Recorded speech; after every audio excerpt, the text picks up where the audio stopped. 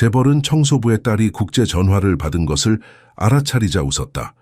하지만 그녀가 독일어로 첫 세 마디를 말했을 때 그녀가 신동이라는 것을 증명했고 그는 말문이 막혔으며 회사의 가장 중요한 계약을 그녀가 살려낸 뒤 그 가족의 삶을 바꿔놓았다. 이 이야기 속에 진심으로 몰입해 계시다면 댓글에 재능 소녀빛이라고 남겨주세요. 그렇게 하면 우리가 당신의 존재를 확인하고 세상이 그녀들을 의심하더라도 드물게 빛나는 재능을 타고난 소녀들을 함께 기리게 됩니다. 34세 태경은 아버지가 남긴 작은 수입업체를 거대한 제국으로 키워낸 사람이었습니다. 그의 냉혹한 비전 아래 보잘것없던 가족 사업은 수천억 원 규모의 강력한 기업으로 변모했습니다. 강남의 고층 펜트하우스에서 서울 정영이 한눈에 내려다 보이는 그곳에서 태경은 자신의 경력에서 가장 중요한 회의를 준비하고 있었습니다. 계약서와 사업 전망 자료로 가득한 책상은 그의 전쟁터였습니다. 옆에 놓인 커피는 차갑게 식어 있었습니다. 식사도, 잠도, 사교 생활도 그에게는 무의미했습니다. 예상치 못한 벨소리가 그의 집중을 깼습니다. 그의 개인 휴대전화였습니다. 오직 신뢰하는 임원들만 아는 번호였습니다. 하지만 전화를 받기 전에 어린아이의 맑고 또렷한 목소리가 들려왔습니다. 그것도 독일어로 유창하게 말하고 있었습니다. 청소 담당 미화원인 정숙의 6살 딸 다운이었습니다. 정숙은 그날 아이를 맡길 곳이 없어 허락을 구하고 데려왔던 것입니다. 그때까지 태경은 그 아이의 존재조차 제대로 인식하지 못했습니다. 그런데 지금 그 어린 소녀가 자신의 책상 옆에 서서 1,000만 원짜리 휴대전화를 손에 들고 마치 숙련된 비서처럼 통화를 진행하고 있었습니다. 상대방에게 태경 사장님께서 회의 중이시라고 말하며 메모를 남겨드리겠다고 정중하게 제안했습니다. 태경은 충격과 분노 사이에서 얼어붙었습니다. 이 어린 것이 감히 그의 가장 신성한 기업 비밀 영역을 침범했다는 사실에 피가 거꾸로 솟았습니다. 그가 화를 내려는 순간 다운이 통화를 마치고 침착하게 전화기를 돌려주며 설명했습니다. 독일 쪽에 루 이사님께서 비행기가 연착되어 약속 시간을 다시 잡아야 한다는 내용이었습니다. 태경은 당혹감에 휩싸였습니다. 그는 즉흥적인 신문을 시작했습니다. 아이가 대답할 때마다 그의 믿을 수 없다는 표정은 더욱 짙어졌습니다. 너 독일어를 어떻게 아니? 다운은 수줍은 미소를 지으며 대답했습니다. 아래층에 사시는 밀러 할아버지께서 가르쳐 주셨다고 했습니다. 할아버지는 독일에서 오래 사셨고 자주 이야기를 나눠주셨답니다. 태경은 더 깊이 파고들었습니다. 다운은 여러 언어를 구사했습니다. 영어는 물론이고 일본어도 조금 할 줄 알았으며 책을 통해 배운 프랑스어 단어들도 알고 있었습니다. 그녀는 복잡한 책들을 읽으며 놀라운 자연스러움으로 지식을 흡수하고 있었습니다. 태경은 의자에 깊숙이 몸을 기댔습니다. 저 작고 초라한 옷을 입은 아이가 자신이 평생 만나본 그 어떤 고학력 임원들보다 더 명석하다는 사실이 믿기지 않았습니다. 그의 가슴 한편에서 무언가가 금이 가기 시작했습니다. 오랫동안 굳게 닫아둔 마음의 문이 조금씩 열리고 있었습니다. 이 순간 태경은 깨달았습니다. 자신이 얼마나 많은 것을 놓치고 살아왔는지를. 그가 무시하고 지나쳤던 이 아이는 단순한 미화원의 딸이 아니었습니다. 다운은 그가 상상조차 하지 못했던 진짜 보석이었습니다. 그리고 그 보석은 지금 그의 눈앞에서 빛나고 있었습니다. 다운아. 태경은 처음으로 그 아이의 이름을 불렀습니다. 목소리에는 이전의 차가움이 사라지고 알 수 없는 따뜻함이 묻어났습니다. 네가 정말 대단하구나. 다운은 고개를 살짝 숙이며 웃었습니다. 그 순수한 미소 속에서 태경은 자신이 잃어버렸던 무언가를 발견했습니다. 그것은 바로 인간다움이었습니다. 그리고 어쩌면 이 작은 만남이 그의 인생 전체를 바꿀 시작점이 될지도 모른다는 예감이 그의 가슴을 두드렸습니다. 태경은 무거운 몸을 가죽 의자에 깊숙이 내려앉았습니다. 방금 목격한 일이 아직도 믿기지 않았습니다. 보라색 원피스를 입은 작은 소녀, 다운의 모습이 그의 시야에서 떠나지 않았습니다. 그 옷은 여러 번 빨아 색이 바랜 것이 분명했습니다. 다운은 조용히 자신이 앉아있던 구석으로 돌아가 다시 책을 펼쳤습니다. 태경이 자세히 들여다보니 그것은 고급 독일어 문법책이었습니다.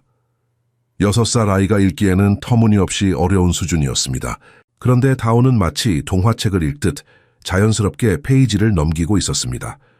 인터폰이 울렸습니다. 상하이에서 전화가 왔습니다. 놀라움을 뒤로하고 중요한 협상을 이끌어야 할 시간이었습니다. 이번 거래는 1,000억 원 이상의 수익을 가져올 것이었습니다.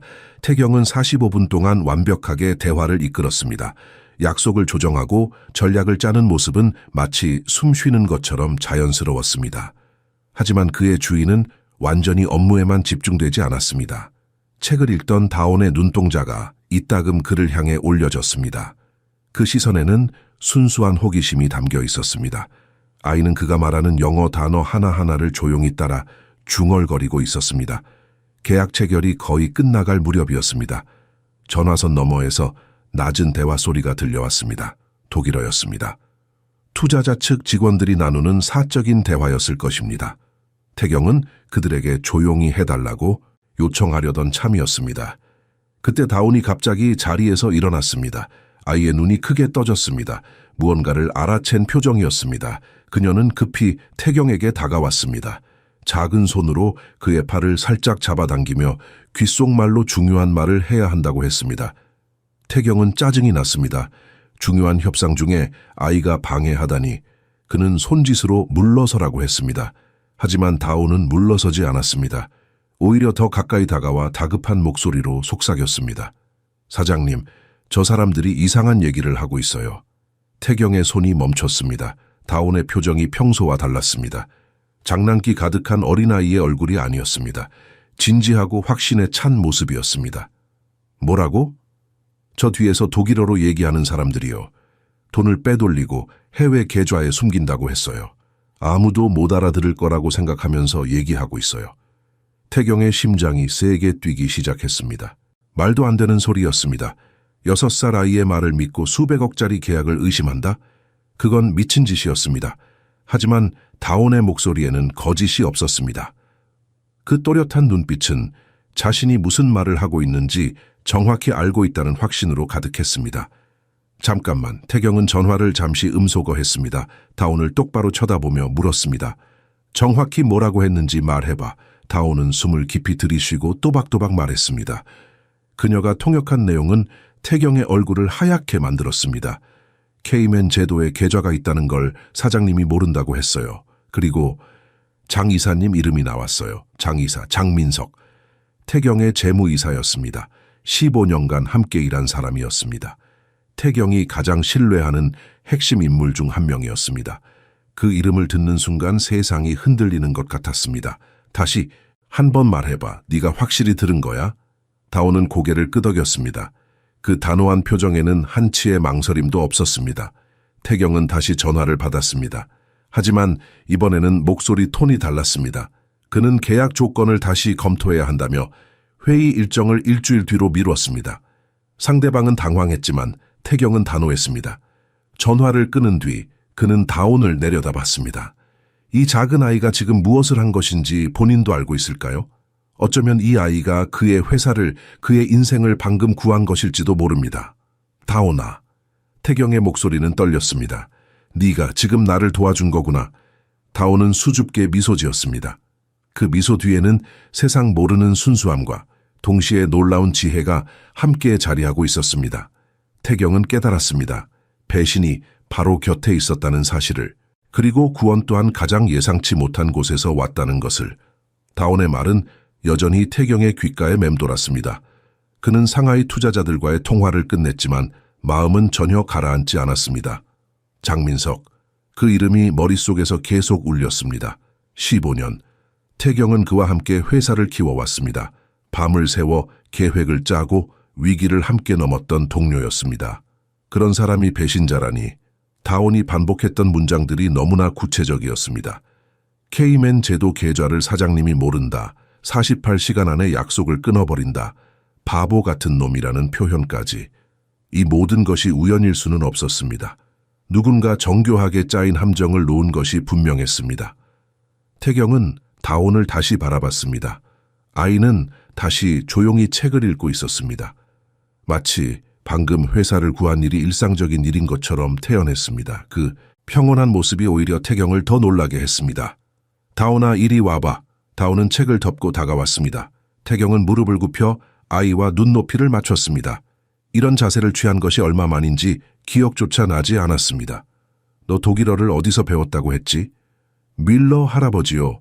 3층에 사세요. 할아버지는 프랑크푸르트에서 30년 넘게 사셨대요. 외로워하셔서 제가 가끔 찾아뵈면 독일 이야기를 많이 해주세요. 독일어만? 다온은 고개를 저었습니다. 아니요, 영어도 할 줄 알아요. 교회 목사님이 미국에서 오셨거든요. 일본어는 옆집 다나카 아주머니한테 배웠어요. 프랑스어는 아직 어려워요. 책으로만 봐서 발음이 잘 안 돼요. 태경은 입을 다물지 못했습니다. 이 아이는 동네 어른들과 대화를 나누며 자연스럽게 여러 언어를 익힌 것이었습니다. 체계적인 교육도 값비싼 학원도 없이 오직 배우고 싶다는 열망 하나로. 엄마가 알아? 네, 엄마는 제가 공부하는 걸 좋아하세요. 힘들어도 항상 웃으시면서 제가 도서관에 가는 걸 도와주세요. 엄마 말씀이 제 재능은 사람들을 돕는 데 써야 한다고 하셨어요. 그 말에 태경의 가슴이 철렁 내려앉았습니다. 다온의 눈가가 살짝 붉어졌습니다. 아이는 계속 말을 이었습니다. 요즘 엄마가 자주 쓰러지세요. 병원에도 갔어요. 의사 선생님이 너무 무리하신다고 했대요. 엄마는 제가 밥 먹을 수 있게 아침마다 일찍 일어나세요. 그러고 나서 청소일 하러 가시고 밤늦게 돌아오시면 너무 피곤해서 밥도 못 드세요. 태경은 숨이 막혔습니다. 정숙 씨. 그는 그녀를 단순히 청소하는 사람으로만 봤습니다. 매일 아침 일찍 와서 건물을 깨끗하게 만들고 조용히 떠나는 사람. 그게 전부였습니다. 하지만 그 뒤에는 이런 삶이 있었습니다. 딸을 위해 자신의 몸을 희생하는 어머니의 삶이. 넌 어떻게 그렇게 많이 아는 거니? 전 궁금한 게 많아요. 다온의 눈이 반짝였습니다. 세상에는 신기한 게 너무 많잖아요. 다른 나라 말도 배우고 싶고 책도 읽고 싶고. 엄마가 항상 말씀하세요. 배움은 가난해도 빼앗기지 않는 보물이라고. 태경은 자신의 어린 시절을 떠올렸습니다. 부유한 집안에서 태어나 최고의 교육을 받았습니다. 외국 유학도 다녀왔습니다. 모든 것이 주어졌습니다. 그런데 지금 이 작은 아이가 아무것도 없는 상태에서 스스로 세상을 배우고 있었습니다. 전 부인이 떠나며 했던 말이 떠올랐습니다. 당신은 사람이 아니라 숫자만 봐요. 당신 곁에는 계약서밖에 없어요. 그때는 이해하지 못했습니다. 이제는 알 것 같았습니다. 태경은 결정을 내렸습니다. 그는 책상으로 가서 비서인 혜진에게 전화했습니다. 혜진 씨, 장민석 이사의 최근 6개월간 통신 기록을 모두 확보해 주세요. 누구에게도 말하지 말고 조용히 진행하세요. 그리고 정숙 씨를 제 사무실로 올라오게 해주세요. 급한 일입니다.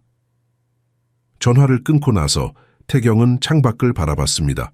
서울의 고층 빌딩들이 햇살을 받아 반짝이고 있었습니다. 얼마나 많은 비밀이 저 건물들 안에 숨어 있을까요? 얼마나 많은 배신이 매일 일어나고 있을까요? 다온은 여전히 그 자리에 서 있었습니다. 작고 순수한 얼굴로 그를 올려다보고 있었습니다. 다온아, 태경의 목소리는 이전과 달리 부드러웠습니다. 네가 오늘 한 일은 정말 대단한 거야. 네가 없었으면 나는 큰일 날 뻔했어. 다온은 환하게 웃었습니다. 그 미소에는 세상의 어둠을 모르는 빛이 담겨 있었습니다. 이 순간 태경은 무언가가 변하고 있음을 느꼈습니다. 자신의 안에서 깊은 곳에서 오랫동안 얼어붙어 있던 무언가가 조금씩 녹아내리고 있었습니다.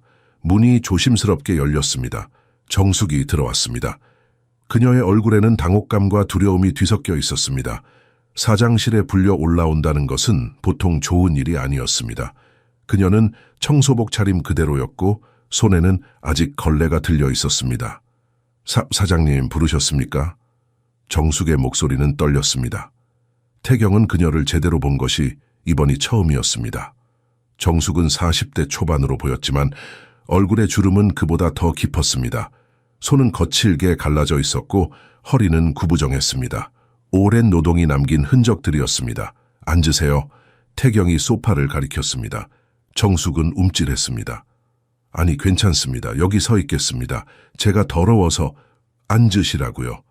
태경의 말에는 명령이 아닌 부탁이 담겨 있었습니다. 정숙은 조심스럽게 소파 끝에 걸터 앉았습니다. 다운이 엄마에게 달려가 손을 잡았습니다. 그제야 정숙의 얼굴에 안도감이 스쳤습니다. 태경은 이 모녀를 바라봤습니다. 엄마는 딸을 지키려는 듯 꼭 껴안고 있었고 딸은 엄마를 안심시키려는 듯 밝게 웃고 있었습니다. 그 모습에서 태경은 자신이 평생 경험하지 못한 무언가를 봤습니다. 조건 없는 사랑이었습니다. 정숙 씨, 다운이에 대해 여쭈어보고 싶은 게 있습니다. 정숙의 얼굴이 창백해졌습니다. 다운이가 무슨 잘못이라도 했나요? 정말 죄송합니다. 제가 잘 타일렀어야 하는데. 아니에요. 태경이 손을 들어 말을 막았습니다. 다운이는 잘못한 게 없어요. 오히려 저를 도와줬습니다. 정숙은 이해하지 못한다는 표정을 지었습니다. 태경은 오늘 있었던 일을 차근차근 설명했습니다. 전화를 받은 것, 독일어 통역 사기 시도를 막은 것, 모든 이야기를 들으며 정숙의 눈에는 눈물이 고였습니다. 다운이가 정말 그런 일을? 정숙은 믿을 수 없다는 듯 딸을 내려다봤습니다. 네, 태경은 고개를 끄덕였습니다. 그래서 여쭈어보고 싶습니다. 다운이가 어떻게 그렇게 많은 언어를 배웠는지. 정숙은 깊은 숨을 내쉬었습니다. 다운이는 태어날 때부터 달랐어요. 돌도 안 됐을 때 벌써 말을 시작했고 2돌 때는 책을 읽었어요. 저는 처음에 무서웠어요. 제가 이런 아이를 제대로 키울 수 있을까 싶어서요. 그녀의 목소리에는 자책감이 묻어났습니다. 저는 중학교도 제대로 못 나왔어요. 다운이한테 가르쳐 줄 게 없었어요. 그래서 동네 분들께 부탁드렸어요. 밀러 할아버지는 독일 이야기를 해주시고 교회 목사님은 영어를 가르쳐 주시고 다나카 씨는 일본 동화책을 빌려주셨어요. 정숙 씨. 태경의 목소리가 부드러워졌습니다. 그게 바로 가장 훌륭한 교육입니다. 정숙은 고개를 들었습니다. 눈물이 볼을 타고 흘렀습니다. 다운이는 도서관에서 거의 살아요. 추운 겨울에도 난방비 아끼려고 도서관에 가서 공부해요. 제가 일하는 동안 혼자 밥도 먹고 책도 읽고 이렇게 어린 나이에 너무 많은 걸 스스로 해내야 해서 제가 너무 미안해요. 다운이 엄마의 손을 더 세게 잡았습니다. 엄마, 울지 마. 나는 행복해. 정말이야. 태경의 가슴이 먹먹해졌습니다. 그는 자신의 어린 시절을 다시 떠올렸습니다. 비싼 장난감, 개인 과외 선생님, 해외여행. 모든 것이 넘쳐났지만 정작 행복했던 기억은 별로 없었습니다. 부모님은 항상 바빴고 집은 넓었지만 춥고 공허했습니다.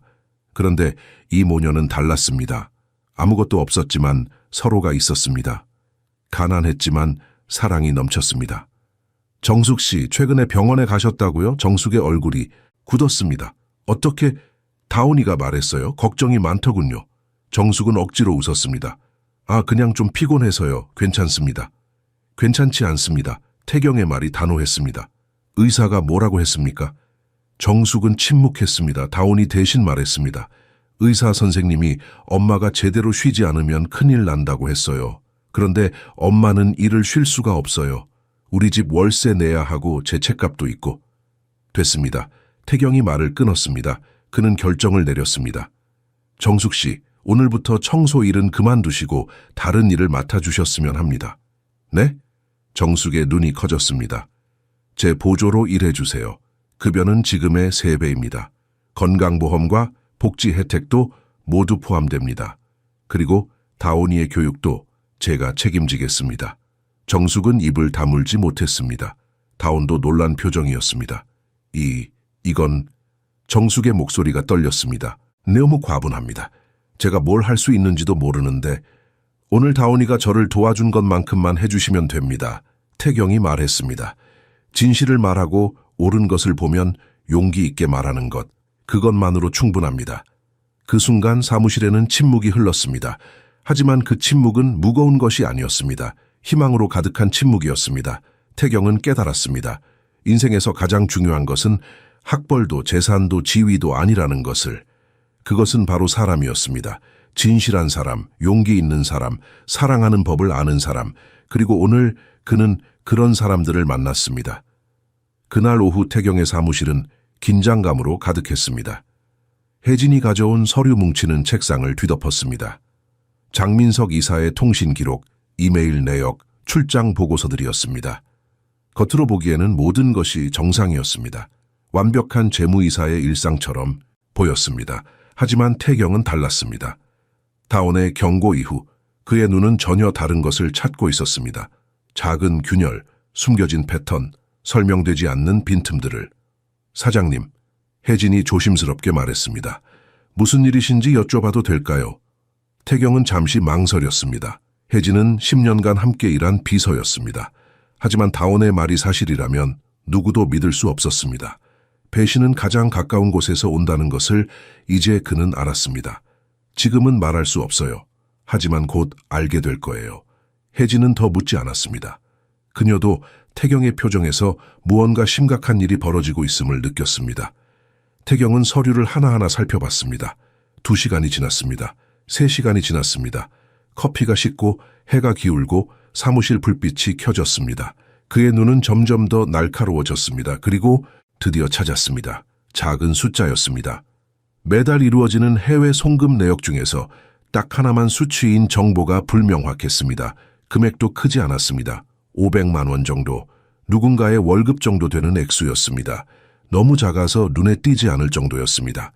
하지만 태경은 알았습니다. 이것이 시작이라는 것을.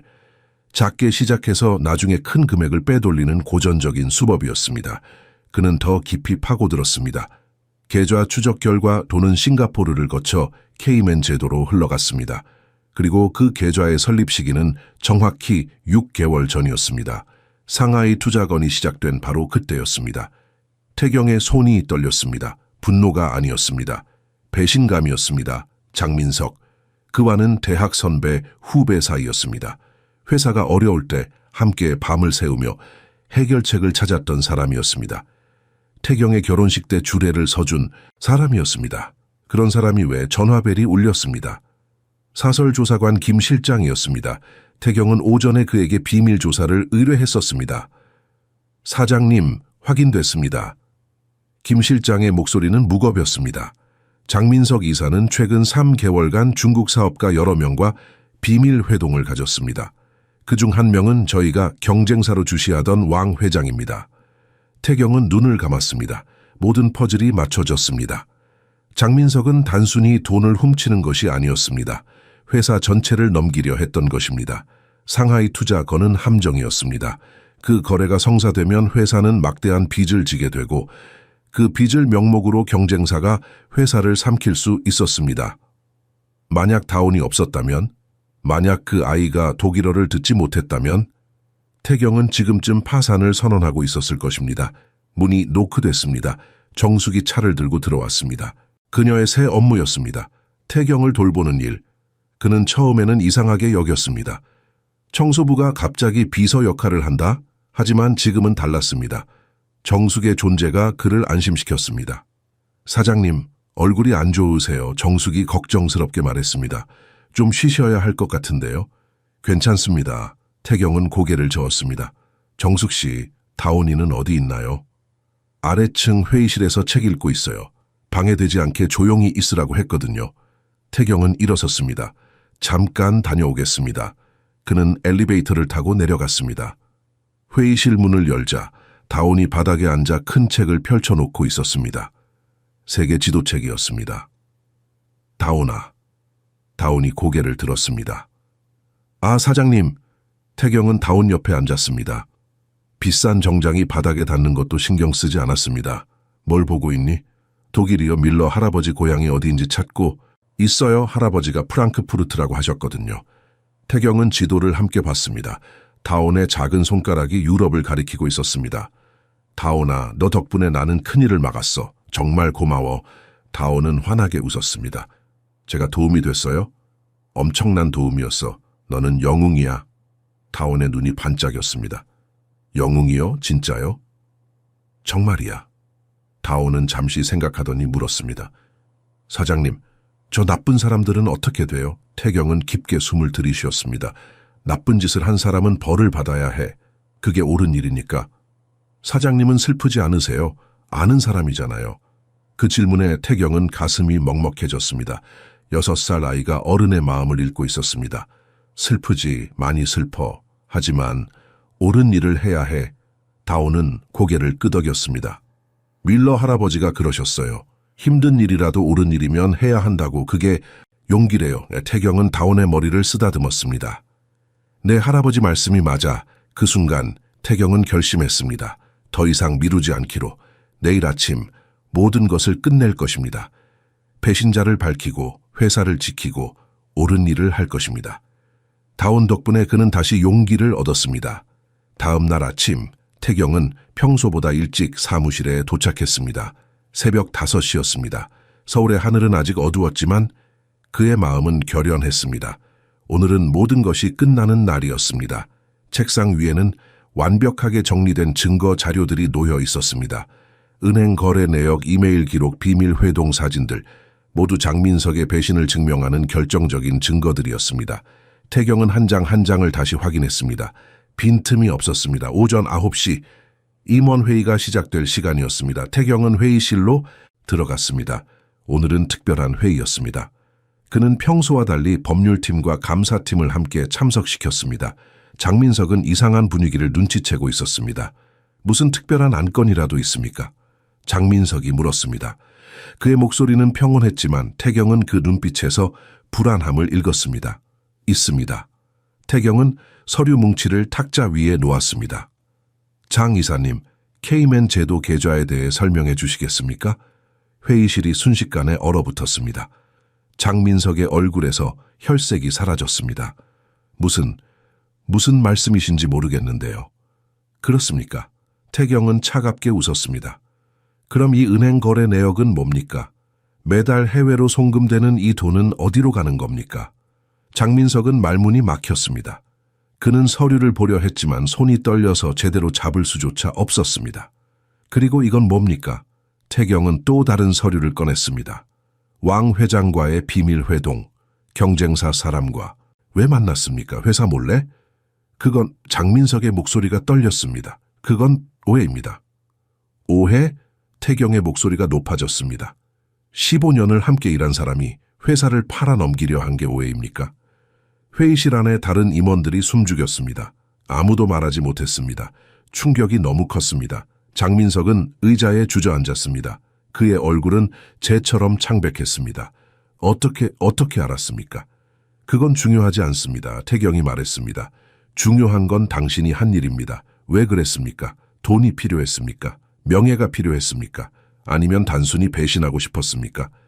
장민석은 대답하지 않았습니다. 그는 고개를 떨구고 있었습니다. 오랜 침묵이 흘렀습니다.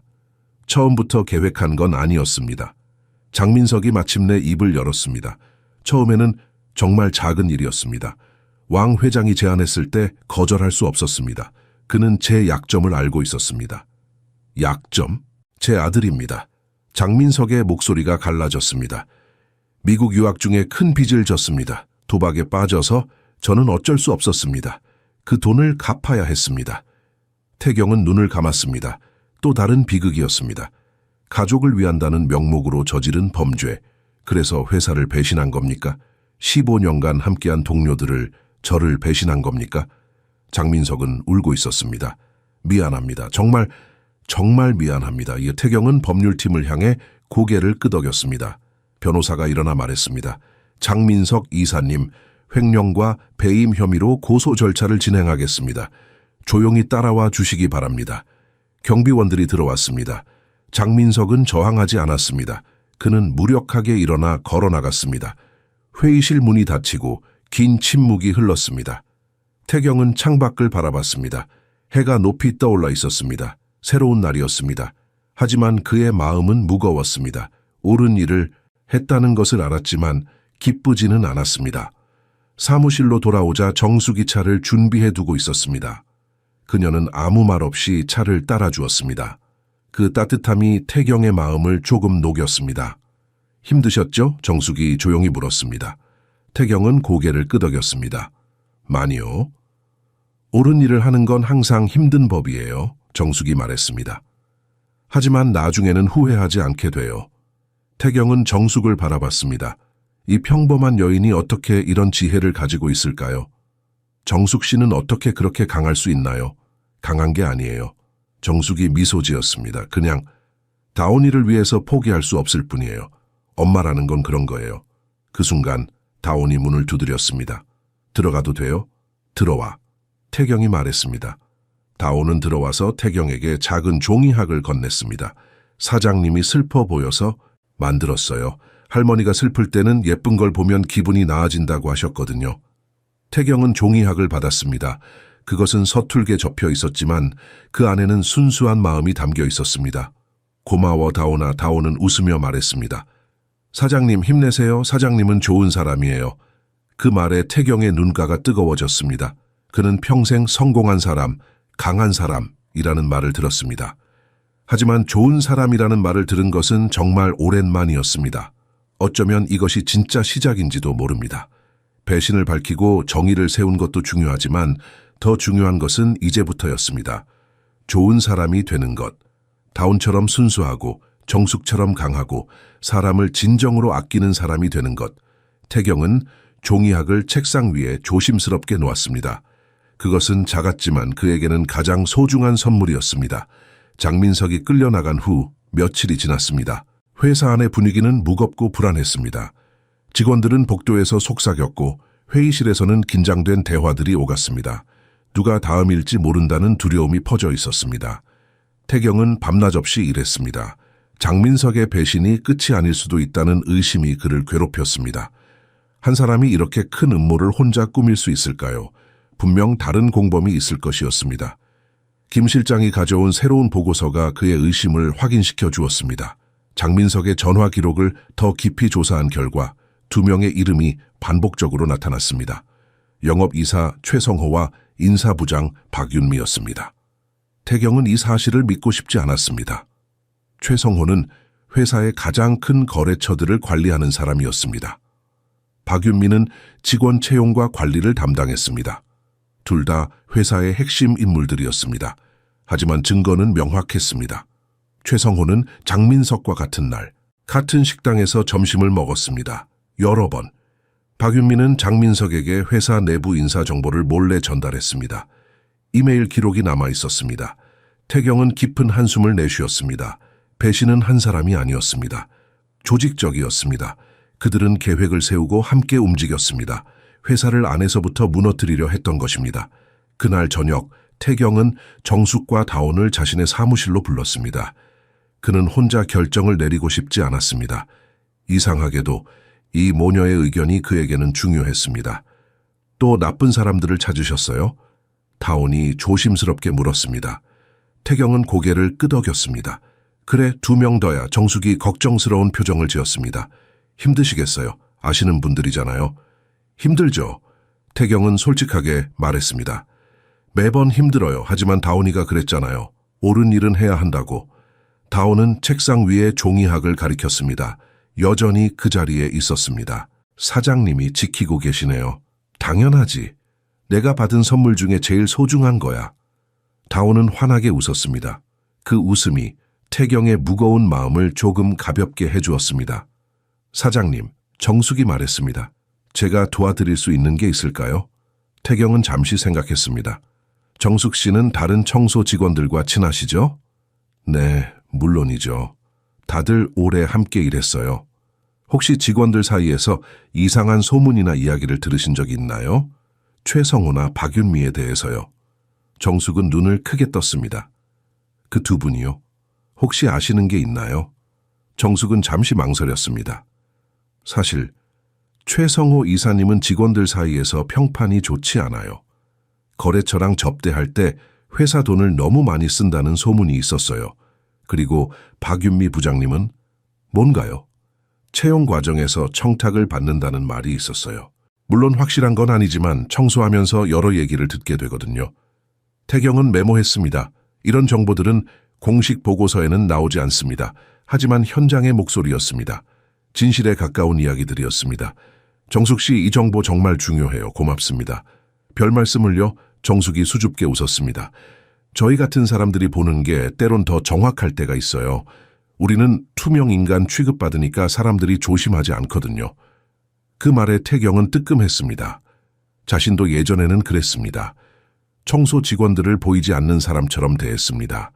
그들의 존재를 인정하지 않았습니다. 제가 정말 잘못 살았네요. 태경이 중얼거렸습니다. 아니에요. 다온이 말했습니다. 사장님은 지금 고치고 계시잖아요. 그게 중요한 거예요. 태경은 다온을 바라봤습니다. 6살 아이가 어른에게 용기를 주고 있었습니다. 이 아이는 정말 특별했습니다. 다음 날, 태경은 조용히 움직였습니다. 최성호와 박윤미를 직접 조사하기 시작했습니다. 그들의 업무 기록, 출장 보고서, 비용 처리 내역 하나하나 살펴봤습니다. 그리고 발견했습니다. 최성호는 가짜 거래처를 만들어 회사 돈을 빼돌렸습니다. 수억 원이 그의 개인 계좌로 들어갔습니다. 박윤미는 채용 청탁을 받고 부적격자들을 입사시켰습니다. 그 대가로 받은 돈이 있었습니다. 태경은 모든 증거를 모았습니다. 이번에도 법률팀과 함께 움직일 것입니다. 하지만 그 전에 한 가지 더 해야 할 일이 있었습니다. 그는 전체 직원회의를 소집했습니다. 회사 설립 이후 처음 있는 일이었습니다. 모든 직원이 대강당에 모였습니다. 400명이 넘는 사람들이었습니다. 태경은 단상에 섰습니다. 그의 심장이 빠르게 뛰었습니다. 하지만 그는 알았습니다. 이제는 숨길 시간이 아니라는 것을, 진실을 말할 때라는 것을. 여러분, 태경이 입을 열었습니다. 오늘 저는 여러분께 고백하려고 합니다. 그리고 사과하려고 합니다. 강당이 조용해졌습니다. 모두가 숨을 죽이고 그를 바라봤습니다. 저는 이 회사를 키우는 데만 집중했습니다. 숫자만 봤습니다. 여러분을 보지 못했습니다. 그 결과 우리 회사는 안에서부터 썩어가고 있었습니다. 사람들이 웅성거리기 시작했습니다. 태경은 계속했습니다. 하지만 이제는 다를 것입니다. 저는 변하겠습니다. 그리고 이 회사도 변할 것입니다. 정직하게, 투명하게, 모두가 존중받는 곳으로. 그의 목소리는 떨렸지만 확고했습니다. 그리고 그 순간 태경은 느꼈습니다. 변화가 시작되고 있다는 것을. 강당은 완전히 고요했습니다. 400명이 넘는 사람들이 숨소리조차 내지 않고 태경을 바라봤습니다. 그의 고백은 충격이었습니다. 지금까지 냉혹하고 거리감 있던 사장이 자신의 잘못을 인정하고 있었습니다. 앞으로 우리 회사에는 비밀이 없을 것입니다. 태경이 말을 이었습니다. 부정을 발견하면 즉시 조치할 것입니다. 직급이나 근속연수에 상관없이 말입니다. 맨 뒤에서 한 젊은 직원이 손을 들었습니다. 태경은 놀랐습니다. 이런 회의에서 질문하는 사람은 거의 없었습니다. 말씀하세요. 사장님, 청년의 목소리는 떨렸습니다. 저희도 믿어도 될까요? 진짜 변화가 올까요? 태경은 그 질문의 무게를 느꼈습니다. 얼마나 많은 실망을 겪었으면 이런 질문을 할까요? 얼마나 많은 배신을 받았으면 믿음을 잃었을까요? 제가 약속드릴 수 있는 건, 태경이 천천히 말했습니다. 제가 최선을 다하겠다는 것뿐입니다. 완벽하지 않을 거예요. 실수도 할 거예요. 하지만 포기하지는 않겠습니다. 그의 솔직함에 사람들이 움직였습니다. 여기저기서 고개가 끄덕여졌습니다.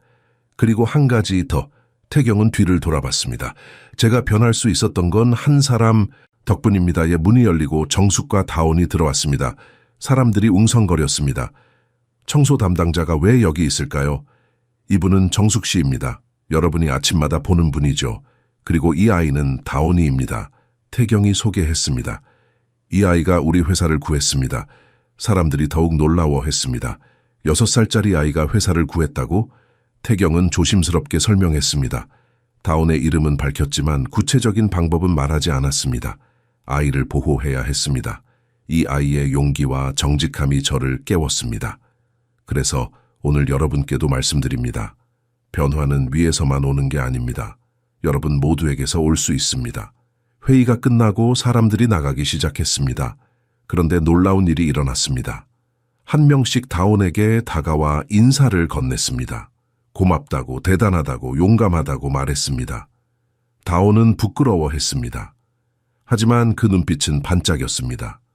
자신이 한 일이 의미 있었다는 것을 이해하기 시작한 것입니다. 정숙은 눈물을 흘렸습니다. 딸이 이렇게 인정받는 모습을 본 적이 없었습니다. 평소에는 가난한 집 아이, 청소부 딸로만 불렸습니다. 하지만 오늘은 달랐습니다. 오늘 다온은 영웅이었습니다. 태경은 그 광경을 조용히 지켜봤습니다. 가슴이 따뜻해졌습니다. 이것이 바로 변화의 시작이었습니다. 하지만 그의 일은 아직 끝나지 않았습니다. 다음 날 그는 최성호와 박윤미를 자신의 사무실로 불렀습니다. 둘 다 긴장한 표정이었습니다. 전날 회의 이후 분위기가 심상치 않았기 때문입니다. 앉으세요. 태경이 말했습니다. 둘은 조심스럽게 앉았습니다. 태경은 그들을 번갈아 보았습니다. 최성호는 40대 중반으로 항상 자신만만했습니다. 박윤미는 30대 후반으로 야심차고 영리했습니다. 둘 다 회사에서 성공한 사람들이었습니다. 장민석 이 사건에 대해 들으셨을 겁니다. 태경이 입을 열었습니다. 네, 충격이었습니다. 최성호가 빠르게 대답했습니다. 믿을 수가 없었습니다. 정말요? 태경의 목소리가 날카로워졌습니다. 정말 믿을 수 없었나요? 아니면 들킬까봐 두려웠나요? 박윤미의 얼굴이 창백해졌습니다. 최성호는 말을 더듬었습니다. 무슨 말씀이신지? 태경은 서류 2뭉치를 꺼내 각자 앞에 놓았습니다. 이게 뭔지 설명해 보시겠어요? 최성호는 서류를 펼쳤습니다. 그의 손이 떨렸습니다. 가짜 거래처 명단이었습니다. 그가 만든 유령 회사들이었습니다. 박윤미도 서류를 봤습니다. 채용 청탁 기록이었습니다. 돈을 받고 부적격자를 채용한 증거였습니다. 이건 오해입니다. 최성호가 변명하려 했습니다. 오해? 태경이 책상을 쳤습니다. 은행 기록이 오해인가요? 이메일이 오해인가요? 증인 진술이 오해인가요? 둘은 입을 다물었습니다. 변명할 여지가 없었습니다. 왜 그랬습니까? 태경이 물었습니다. 돈이 부족했나요? 대우가 나빴나요? 박윤미가 먼저 무너졌습니다. 아이들 교육비가 너무 많이 들었어요. 남편 사업도 실패하고 저는 어쩔 수가 없었어요. 어쩔 수 없다고요. 태경의 목소리에 분노가 담겼습니다. 그래서 회사를 배신하고 부정직한 사람들을 채용해서 다른 직원들의 기회를 빼앗은 게 정당화됩니까? 박윤미는 울기 시작했습니다. 최성호도 고개를 숙였습니다. 저는 욕심이 과했습니다. 최성호가 인정했습니다. 처음에는 조금만, 한 번만이라고 생각했어요. 그런데 멈출 수가 없었어요. 태경은 깊이 숨을 들이쉬었습니다. 화가 났지만 동시에 슬펐습니다. 이들도 나쁜 사람으로 태어난 게 아니었습니다. 어느 순간 잘못된 선택을 했고 그것이 점점 커진 것입니다. 여러분이 한 일은 범죄입니다. 태경이 말했습니다. 법적 조치를 취할 것입니다. 하지만 그 전에 묻겠습니다. 진심으로 후회합니까? 둘 다 고개를 끄덕였습니다. 눈물이 흘렀습니다. 그렇다면 협조하세요. 모든 것을 털어놓으세요. 그게 여러분이 할 수 있는 최소한의 책임입니다. 태경은 법률팀을 불렀습니다. 둘은 조용히 끌려나갔습니다. 사무실이 다시 고요해졌습니다. 태경은 창밖을 바라봤습니다. 서울의 하늘은 맑았습니다. 하지만 그의 마음은 복잡했습니다. 정의를 세우는 것은 옳았습니다. 하지만 그 과정에서 사람들이 무너지는 것을 보는 것은 고통스러웠습니다. 한 달이 지났습니다. 3명의 임원 체포 사건은 언론에 크게 보도되었습니다. 처음에는 회사의 악재였습니다. 주가가 떨어지고 거래처들이 불안해했습니다. 하지만 태경의 솔직한 대응이 오히려 신뢰를 높였습니다. 그는 기자회견을 열었습니다. 모든 것을 공개했습니다. 어떤 부정이 있었는지, 어떻게 발견했는지, 앞으로 어떻게 재발을 방지할 것인지 숨기지 않았습니다. 저는 사장으로서 책임이 있습니다. 태경이 카메라 앞에서 말했습니다. 이런 일이 생긴 것은 제가 직원들을 제대로 보지 못했기 때문입니다. 앞으로는 다를 것입니다. 언론은 처음에 회의적이었습니다. 하지만 태경의 진정성이 전해졌습니다. 몇몇 기자들은 이것을 용기 있는 자백이라고 표현했습니다. 회사 내부에서도 변화가 시작되었습니다. 태경은 새로운 정책들을 발표했습니다. 모든 재무 거래는 이중 점검을 받게 되었습니다. 내부 신고 제도가 만들어졌습니다. 익명으로 부정을 신고할 수 있게 되었습니다. 그리고 가장 중요한 변화는 문화였습니다. 태경은 매주 금요일마다 직원들과 함께하는 시간을 만들었습니다. 열린 대화의 시간이라고 불렸습니다. 누구나 와서 이야기할 수 있었습니다. 계급 없이, 직급 없이. 처음에는 아무도 오지 않았습니다. 직원들은 믿지 못했습니다. 사장이 정말 자신들의 이야기를 들어줄까? 하지만 정숙이 먼저 나섰습니다. 저는 청소일을 오래 했습니다. 정숙이 말했습니다. 그동안 투명 인간처럼 취급받았어요. 하지만 이제는 다릅니다. 사장님은 제 말을 듣고 제 딸을 인정해 주셨어요. 여러분도 용기를 내세요. 그 후로 하나둘 직원들이 나타나기 시작했습니다. 생산직 직원이 와서 안전 문제를 제기했습니다. 신입사원이 와서 교육 프로그램 개선을 제안했습니다. 격리부 직원이 와서 복지제도 개선을 요청했습니다. 태경은 모든 이야기를 들었습니다. 메모했습니다. 그리고 실행했습니다. 물론 모든 요구를 다 들어줄 수는 없었습니다. 하지만 최소한 귀를 기울였습니다. 그것만으로도 큰 변화였습니다. 다운도 변화하고 있었습니다. 태경은 그녀를 위해 특별 교육 프로그램을 마련했습니다. 최고의 선생님들을 초청했습니다. 하지만 동시에 그녀가 평범한 아이로 자랄 수 있도록 배려했습니다. 다온아, 어느 날 태경이 물었습니다. 넌 나중에 뭐가 되고 싶니? 다온은 잠시 생각하더니 대답했습니다. 사람들을 돕는 사람이요. 구체적으로는? 어려운 말을 하는 사람들 사이에서 통역해주고 싶어요. 서로 이해하지 못해서 싸우는 게 안타까워요. 제가 도와주면 사이좋게 지낼 수 있잖아요. 태경은 감동했습니다. 6살 아이가 이미 자신의 재능을 남을 위해 쓰고 싶다고 말하고 있었습니다. 훌륭한 꿈이야. 사장님이 도와줄게. 다온은 환하게 웃었습니다. 그 미소가 태경의 하루를 밝게 만들었습니다. 하지만 모든 것이 순조로운 것은 아니었습니다. 어느 날 저녁 태경은 협박 편지를 받았습니다. 익명의 편지였습니다. 계속 파헤치면 내 목숨을 보장할 수 없다는 내용이었습니다. 태경은 떨렸습니다. 두려웠습니다. 하지만 물러서지 않았습니다. 그는 경찰에 신고했고 보안을 강화했습니다.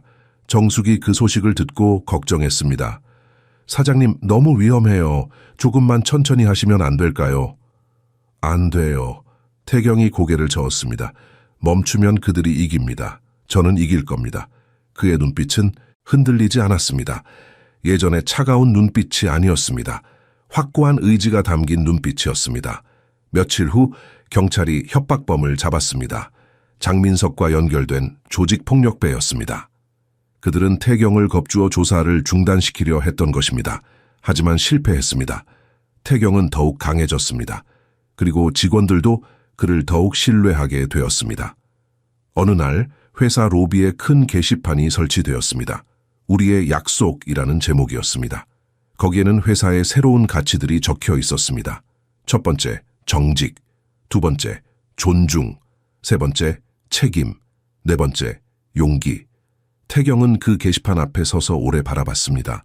이것들이 그가 잃어버렸던 가치들이었습니다.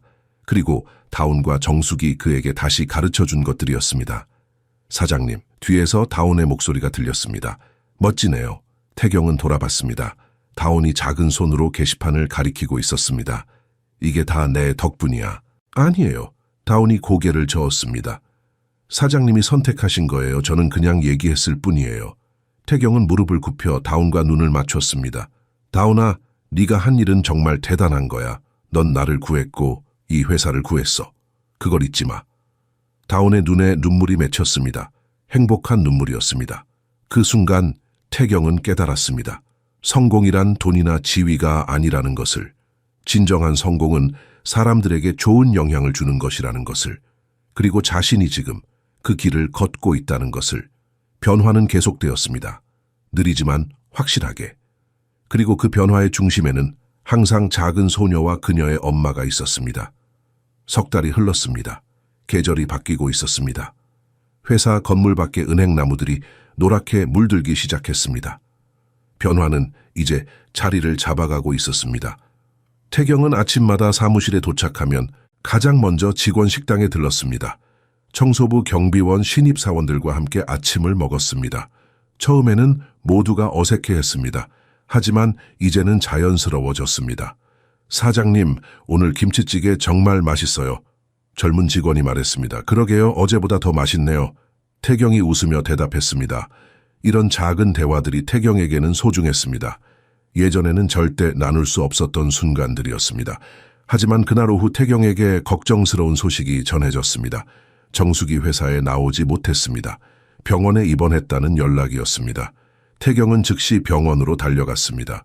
병실에 도착하자 다온이 엄마 침대 옆에 앉아 있었습니다. 아이의 눈은 빨갛게 부어 있었습니다. 다온아.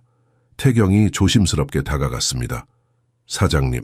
다온의 목소리가 떨렸습니다. 엄마가 많이 아파요. 태경은 정숙을 봤습니다. 그녀는 창백했습니다. 눈을 감고 있었지만 얼굴에는 고통의 흔적이 역력했습니다. 의사를 찾아갔습니다. 의사는 진지한 표정으로 설명했습니다. 과로와 영양실조가 겹쳤습니다. 오랫동안 자신의 건강을 돌보지 않으신 것 같습니다. 지금은 안정을 취하고 계시지만 앞으로 절대 무리하시면 안 됩니다. 태경의 가슴이 무거워졌습니다. 정숙은 딸을 위해 자신을 희생했습니다. 밥도 제대로 먹지 않고 쉬지도 않고 오직 다온만을 생각하며 살았습니다. 최선을 다하겠습니다. 의사가 말했습니다.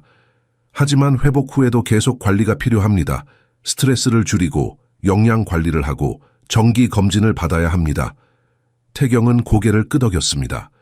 비용은 걱정하지 마세요. 제가 모두 책임지겠습니다. 병실로 돌아가자 정숙이 깨어 있었습니다. 그녀는 태경을 보고 미안한 표정을 지었습니다. 사장님, 죄송합니다. 일을 못해서 무슨 소리예요? 태경이 손을 저었습니다. 지금은 건강이 먼저예요. 회사 일은 걱정하지 마세요. 하지만 정숙의 눈에 눈물이 맺혔습니다. 다온이를 누가 돌봐야 하는데 제가 돌볼게요. 태경이 단호하게 말했습니다. 정숙과 다온은 놀란 표정을 지었습니다. 태경이 직접 아이를 돌본다고? 저도 할 수 있어요. 태경이 다온을 보며 웃었습니다. 다온이랑 친구잖아요. 그렇지? 다온은 눈물을 닦으며 고개를 끄덕였습니다. 다음 날부터 태경의 일상이 바뀌었습니다. 아침에 다온을 데리러 가고 함께 회사에 출근했습니다. 다온은 사무실 한쪽에 마련된 작은 공간에서 책을 읽거나 그림을 그렸습니다. 사장님, 배고파요. 다온이 말했습니다. 태경은 당황했습니다. 아이에게 뭘 먹여야 할까요? 그는 비서 혜진에게 도움을 청했습니다. 아이들은 보통 뭘 먹나요? 혜진이 웃었습니다. 사장님, 김밥이나 주먹밥 같은 거 좋아해요. 제가 준비해 올게요. 점심시간이 되자 혜진이 가져온 도시락을 다온과 함께 먹었습니다. 태경은 처음으로 아이와 식사를 함께 했습니다. 어색했지만 따뜻했습니다. 사장님, 다온이 밥을 먹다가 물었습니다. 엄마는 괜찮아질 거죠? 태경은 다온의 눈을 똑바로 봤습니다. 당연하지. 엄마는 강한 분이야. 그리고 우리가 있잖아. 우리? 그래, 너랑 나, 우리가 엄마를 지켜줄 거야. 다온의 얼굴에 안도감이 퍼졌습니다. 태경의 말이 그녀에게 힘이 되었습니다. 저녁에는 함께 병원에 갔습니다. 정숙의 상태는 조금씩 나아지고 있었습니다. 다온은 엄마에게 오늘 있었던 일들을 신나게 이야기했습니다. 엄마, 사장님이랑 김밥 먹었어요. 그리고 사장님이 제 그림을 보고 정말 잘 그렸다고 했어요. 정숙은 웃었습니다. 딸의 밝은 모습이 그녀에게 최고의 약이었습니다. 사장님, 정말 감사합니다. 정숙이 말했습니다. 어떻게 보답해야 할지 보답은 빨리 낳으시는 거예요. 태경이 말했습니다. 다온이가 엄마를 기다리고 있어요. 병원을 나오며 다온이 태경의 손을 잡았습니다. 작고 따뜻한 손이었습니다. 사장님, 고마워요. 태경은 다온을 내려다봤습니다. 뭐가? 엄마를 돌봐주셔서요. 그리고 저도 돌봐주셔서요. 태경의 목이 메었습니다. 이 작은 아이가 그에게 얼마나 큰 선물을 주었는지. 단순히 회사를 구한 것이 아니었습니다. 그의 인생을 구한 것이었습니다. 천만에. 태경이 다온의 손을 꼭 잡았습니다. 나야말로 고마워. 그날 밤 태경은 다온을 집에 데려다주고 혼자 사무실로 돌아왔습니다. 책상 위에는 다온이 그린 그림이 놓여 있었습니다. 세 사람이 손을 잡고 웃고 있는 그림이었습니다. 엄마, 다온, 그리고 자신. 태경은 그림을 오래 바라봤습니다. 가족이라는 단어가 떠올랐습니다. 그는 결혼했었지만 진짜 가족을 가져본 적이 없었습니다. 하지만 지금 이 모녀와 함께 있을 때 그는 가족의 의미를 조금씩 이해하기 시작했습니다. 창밖으로 서울의 야경이 펼쳐져 있었습니다. 무수한 불빛들이 반짝였습니다. 각각의 불빛 뒤에는 사람들의 이야기가 있었습니다. 기쁨도 슬픔도 희망도 절망도. 태경은 다짐했습니다. 이제 그는 숫자만 보지 않을 것입니다. 불빛 하나하나의 이야기를 볼 것입니다. 사람을 볼 것입니다. 그리고 그 변화의 시작은 작은 손을 잡았던 오늘부터였습니다. 2주가 지났습니다. 정숙은 병원에서 퇴원할 수 있게 되었습니다. 의사는 조심스럽게 관리하면 큰 문제는 없을 것이라고 말했습니다. 하지만 절대 무리해서는 안 된다고 강조했습니다. 퇴원하는 날, 태경은 직접 차를 몰고 병원에 갔습니다. 다온은 엄마를 보자마자 달려가 안겼습니다. 정숙도 딸을 꽉 껴안았습니다. 이 주 동안 떨어져 있던 시간이 얼마나 길었던지 모릅니다. 엄마, 보고 싶었어요. 다온이 울먹였습니다. 나도 정말 보고 싶었어. 정숙이 딸의 머리를 쓰다듬었습니다. 태경은 그 모습을 조용히 지켜봤습니다. 가슴이 따뜻해졌습니다. 이것이 바로 사랑이구나. 조건 없는 순수한 사랑. 차에 타고 가는 길에 정숙이 물었습니다. 사장님, 제가 다시 일할 수 있을까요? 당연하죠. 태경이 대답했습니다. 하지만 예전처럼은 아니에요. 이제 정숙 씨는 제 개인 보좌관입니다.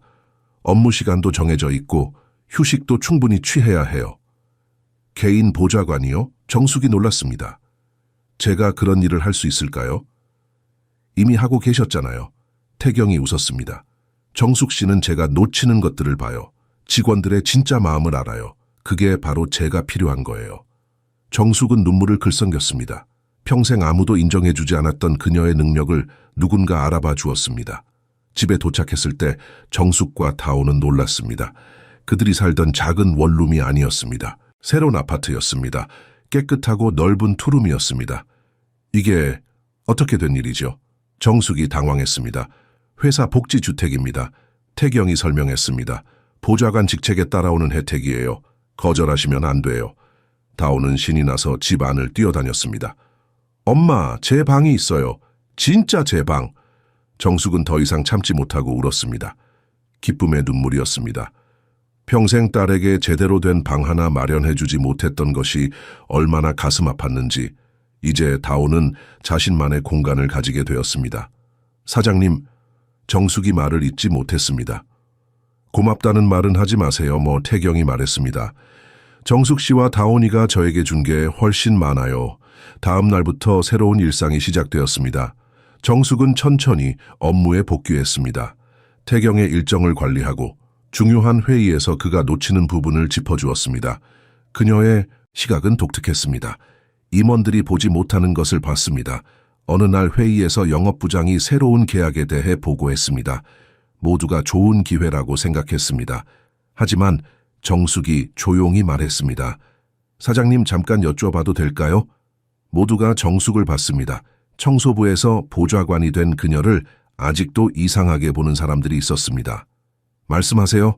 태경이 격려했습니다. 이 회사 직원들 사이에서 평판이 좋지 않다고 들었어요. 아침에 청소하러 갔을 때 그쪽 경비원이 말하더라고요. 직원들 월급을 자주 밀린다고. 회의실이 조용해졌습니다. 영업부장의 얼굴이 붉어졌습니다. 정숙의 정보는 정확했습니다. 조사 결과 그 회사는 재정 문제가 심각했습니다.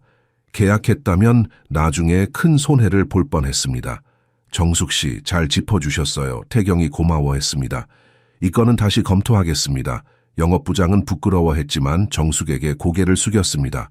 좋은 정보 감사합니다. 회의가 끝나고 임원 한 명이 태경에게 물었습니다. 사장님, 정숙 씨를 정말 신뢰하시나 봐요. 당연하죠. 태경이 답했습니다. 그녀는 거짓말을 모르는 사람이에요. 그리고 현장의 목소리를 들어요. 우리가 놓치는 것들을 봐요. 그 말에 임원은 고개를 끄덕였습니다. 처음에는 의아해했지만 이제는 이해했습니다.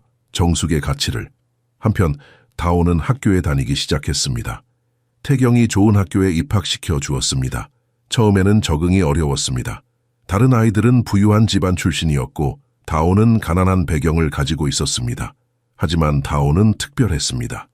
그녀의 언어 능력은 선생님들을 놀라게 했습니다. 외국인 선생님과 독일어로 대화하고 영어 수업에서는 가장 유창했습니다.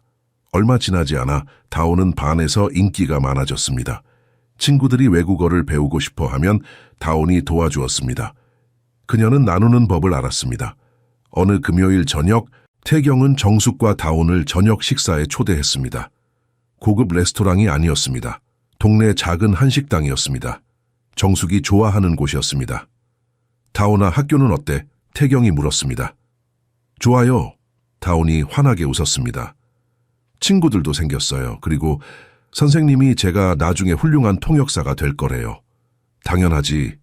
넌 뭐든 될 수 있어. 사장님, 정숙이 조심스럽게 말했습니다. 저희에게 너무 많이 해주셔서 어떻게 보답해야 할지 모르겠어요. 태경은 고개를 저었습니다. 정숙 씨, 보답은 이미 받았어요. 정숙 씨와 다온이가 저를 바꿔놨잖아요. 예전에 저는 로봇 같았어요. 감정도 없고 사람도 보지 못하고. 하지만 지금은 달라요. 사장님도 원래 좋은 분이셨어요. 정숙이 말했습니다. 그냥 길을 잃으셨던 거죠. 다온이가 길을 찾도록 도와드린 거예요.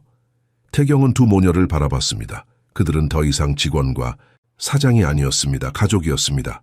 피는 섞이지 않았지만 마음은 이어져 있었습니다. 다온아, 태경이 말했습니다. 너는 나에게 특별한 존재야. 그리고 정숙 씨도. 여러분 덕분에 제가 여기 있어요. 다온은 종이학을 하나 더 접어 태경에게 건넸습니다. 이번에는 파란색이에요. 희망의 색깔이래요. 태경은 종이학을 조심스럽게 받았습니다. 첫 번째 종이학은 여전히 그의 책상 위에 있었습니다. 이제 두 번째가 생겼습니다. 고마워 다온아, 이건 평생 간직할게. 그날 밤 세 사람은 오래 이야기를 나눴습니다. 과거에 대해, 현재에 대해, 미래에 대해 웃음도 나누고 눈물도 닦아주었습니다. 그리고 태경은 깨달았습니다. 진짜 부자란 돈이 많은 사람이 아니라 사랑하는 사람이 있는 사람이라는 것을. 6달이 흘렀습니다. 회사는 완전히 달라졌습니다. 매출도 늘었고 직원들의 사기도 높아졌습니다. 하지만 가장 큰 변화는 분위기였습니다.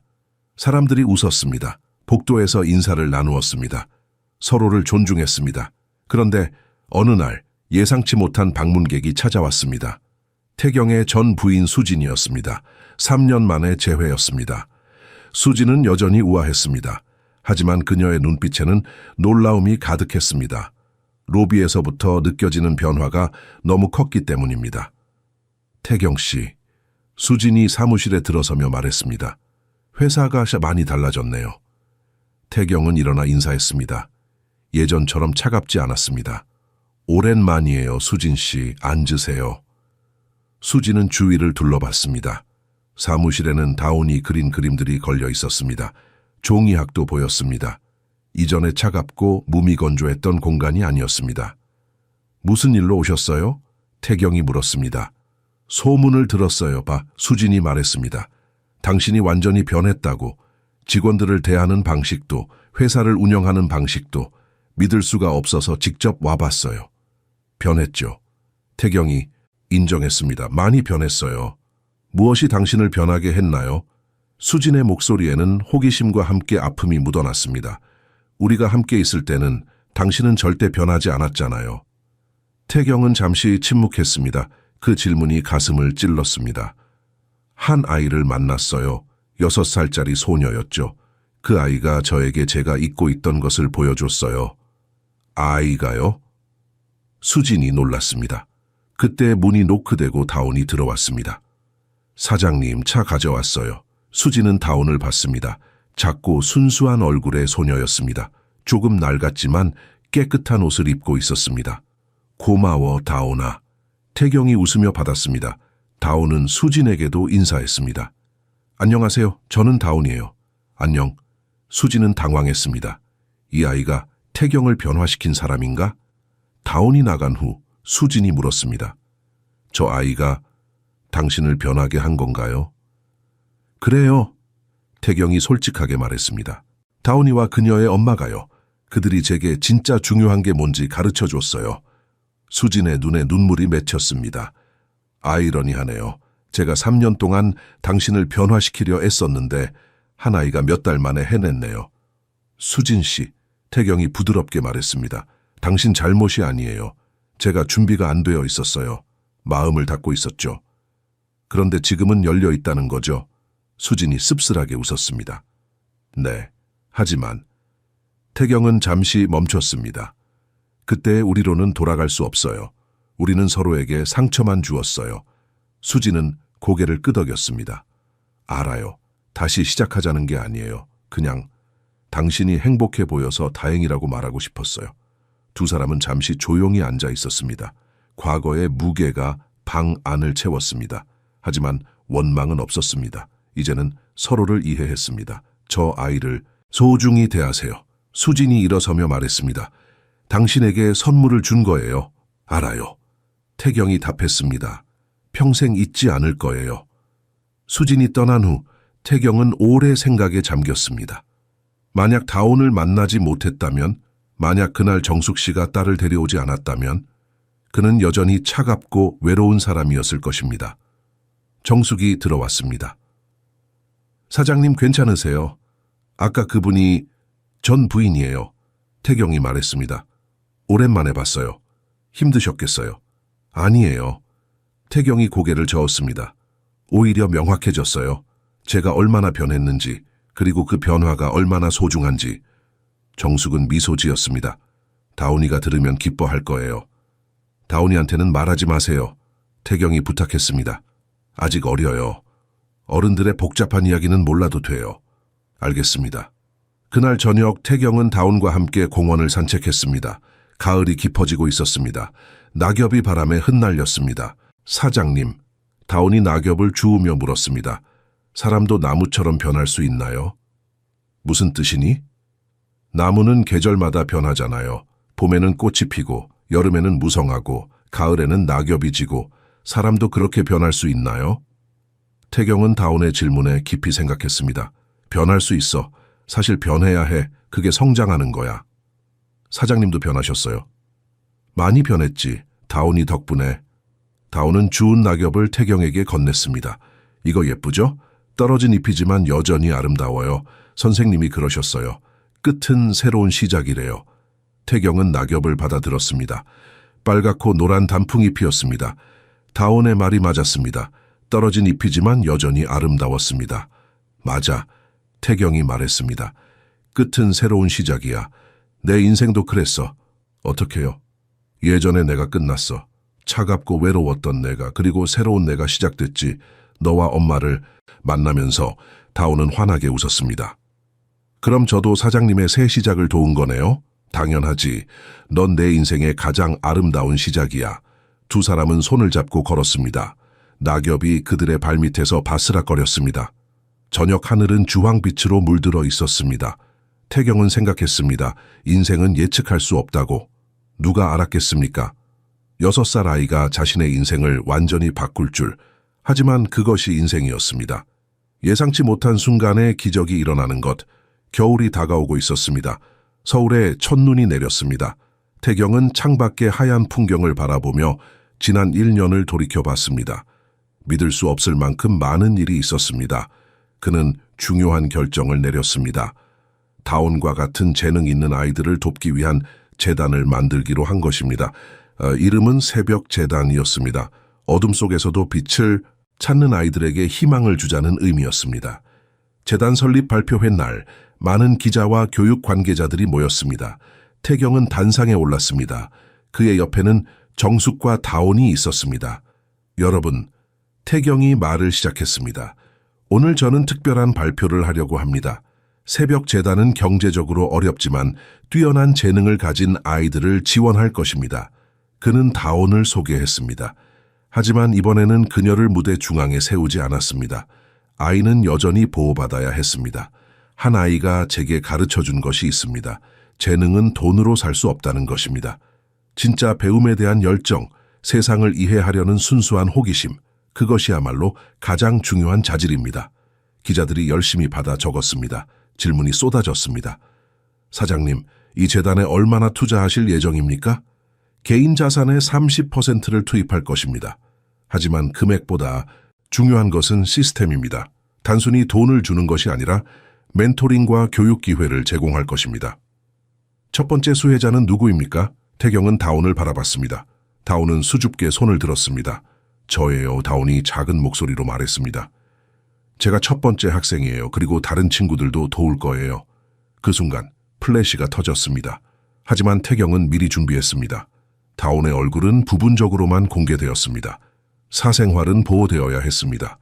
발표회가 끝나고 한 노교수가 태경에게 다가왔습니다. 서울대학교 언어학과의 권 교수였습니다. 사장님, 제가 그 아이를 한번 만나볼 수 있을까요? 권 교수가 물었습니다. 언어 천재에 대한 소문을 들었습니다. 학술적으로 매우 흥미로운 케이스예요. 태경은 정숙과 다온을 불렀습니다. 권 교수는 다온과 여러 언어로 대화를 나눴습니다. 독일어, 영어, 일본어, 심지어 프랑스어까지. 다운은 조금 서툴렀지만 모두 이해하고 대답했습니다. 놀랍습니다. 권 교수가 감탄했습니다. 이 나이에 이 정도 수준이라니 체계적인 교육을 받으면 엄청난 인재가 될 거예요. 교수님, 다운이를 가르쳐 주실 수 있나요? 태경이 부탁했습니다. 영광입니다. 하지만 권 교수는 다운을 다정하게 바라봤습니다. 너무 밀어붙이면 안 됩니다. 이 아이는 아직 어려요. 재능도 중요하지만 행복한 어린 시절도 필요해요. 물론입니다. 태경이 고개를 끄덕였습니다. 그게 제일 중요합니다. 다운이 권 교수에게 물었습니다. 교수님, 언어를 배우면 정말 사람들을 도울 수 있나요? 당연하지. 권 교수가 웃었습니다. 언어는 다리야. 서로 다른 사람들을 연결해주는 다리. 네가 그 다리가 될 수 있어. 다운의 눈이 반짝였습니다. 그럼 열심히 배울게요. 그날 저녁 태경은 다운의 교육 계획을 세웠습니다. 하지만 과하지 않게 일주일에 3번만 개인 지도를 받고 나머지는 친구들과 놀고 학교 생활을 즐기도록 했습니다. 한편 정숙은 재단의 운영 실무를 맡게 되었습니다. 그녀는 처음에는 자신이 할 수 있을까 걱정했습니다. 하지만 태경은 확신했습니다. 정숙 씨는 가난이 무엇인지 아세요? 절박함이 무엇인지 아세요? 그리고 엄마의 마음으로 아이들을 볼 수 있어요. 그게 바로 우리가 필요한 거예요. 정숙은 책임감을 느꼈습니다. 이제 그녀는 단순히 딸만을 위해 사는 것이 아니었습니다. 다른 아이들의 미래도 그녀의 손에 달려 있었습니다. 첫 번째 재단 회의에서 5명의 아이들이 선발되었습니다. 모두 경제적으로 어려운 환경이었지만 특별한 재능을 가진 아이들이었습니다. 한 아이는 수학에 천재적이었고 다른 아이는 음악에 재능이 있었습니다. 또 다른 아이는 그림을 놀랍게 잘 그렸습니다. 태경은 그들 하나하나를 직접 만났습니다. 각 아이의 이야기를 들었습니다. 그들의 꿈을, 두려움을, 희망을. 한 10살짜리 소년이 말했습니다. 아저씨, 저희 아빠는 제가 공부하는 걸 반대하세요. 돈 벌어야 한다고 하세요. 태경의 가슴이 아팠습니다. 내 아빠를 만나볼 수 있을까? 며칠 후 태경은 그 소년의 아버지를 만났습니다. 가난하고 힘든 삶을 살아온 사람이었습니다. 태경은 이해했습니다. 이 아버지에게 당장의 생계가 더 중요한 것을. 아버님, 태경이 말했습니다. 아들의 재능이 아깝습니다. 제가 장학금을 드릴게요. 그리고 아버님 생계도 도와드리겠습니다. 대신 아드님이 공부할 수 있게 해주세요. 아버지는 눈물을 흘렸습니다. 정말입니까? 네, 제가 약속합니다. 그날 밤 태경은 지쳤지만 행복했습니다. 돈이 마침내 의미 있는 일에 쓰이고 있었습니다. 숫자가 아닌 사람에게 투자되고 있었습니다.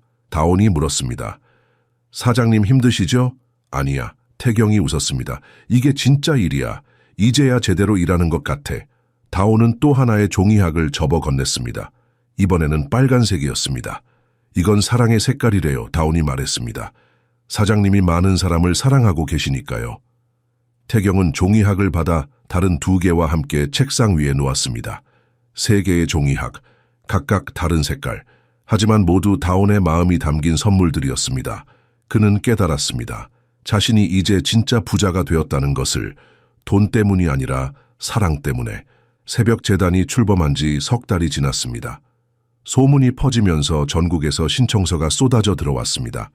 가난하지만 재능 있는 아이들의 이야기가 태경의 책상을 가득 채웠습니다. 하지만 모두를 도울 수는 없었습니다. 재단의 자원도 한계가 있었습니다. 태경은 매일 밤 서류를 읽으며 가슴 아파했습니다. 선택해야 한다는 것이 얼마나 고통스러운지 깨달았습니다. 사장님, 정숙이 말했습니다. 너무 자책하지 마세요. 우리가 도울 수 있는 만큼만 해도 엄청난 거예요. 알아요. 태경이 한숨을 쉬었습니다. 하지만 이 아이들의 이야기를 읽으면 마음이 너무 아파요. 그게 바로 사장님이 변한 증거예요. 정숙이 웃었습니다. 예전 사장님이라면 숫자만 보셨을 텐데 이제는 사람을 보시잖아요. 그날 오후 특별한 손님이 찾아왔습니다. 밀러 할아버지였습니다. 다운에게 독일어를 가르쳐준 그 할아버지였습니다. 할아버지, 다운이 반가워했습니다. 밀러 할아버지는 80이 넘은 노인이었습니다. 등이 굽었지만 눈빛은 여전히 맑았습니다. 그는 태경을 보며 고개를 숙였습니다. 사장님, 뵙게 되어 영광입니다. 다운이에게 많은 이야기를 들었습니다. 천만에요, 할아버지. 태경이 정중하게 맞았습니다.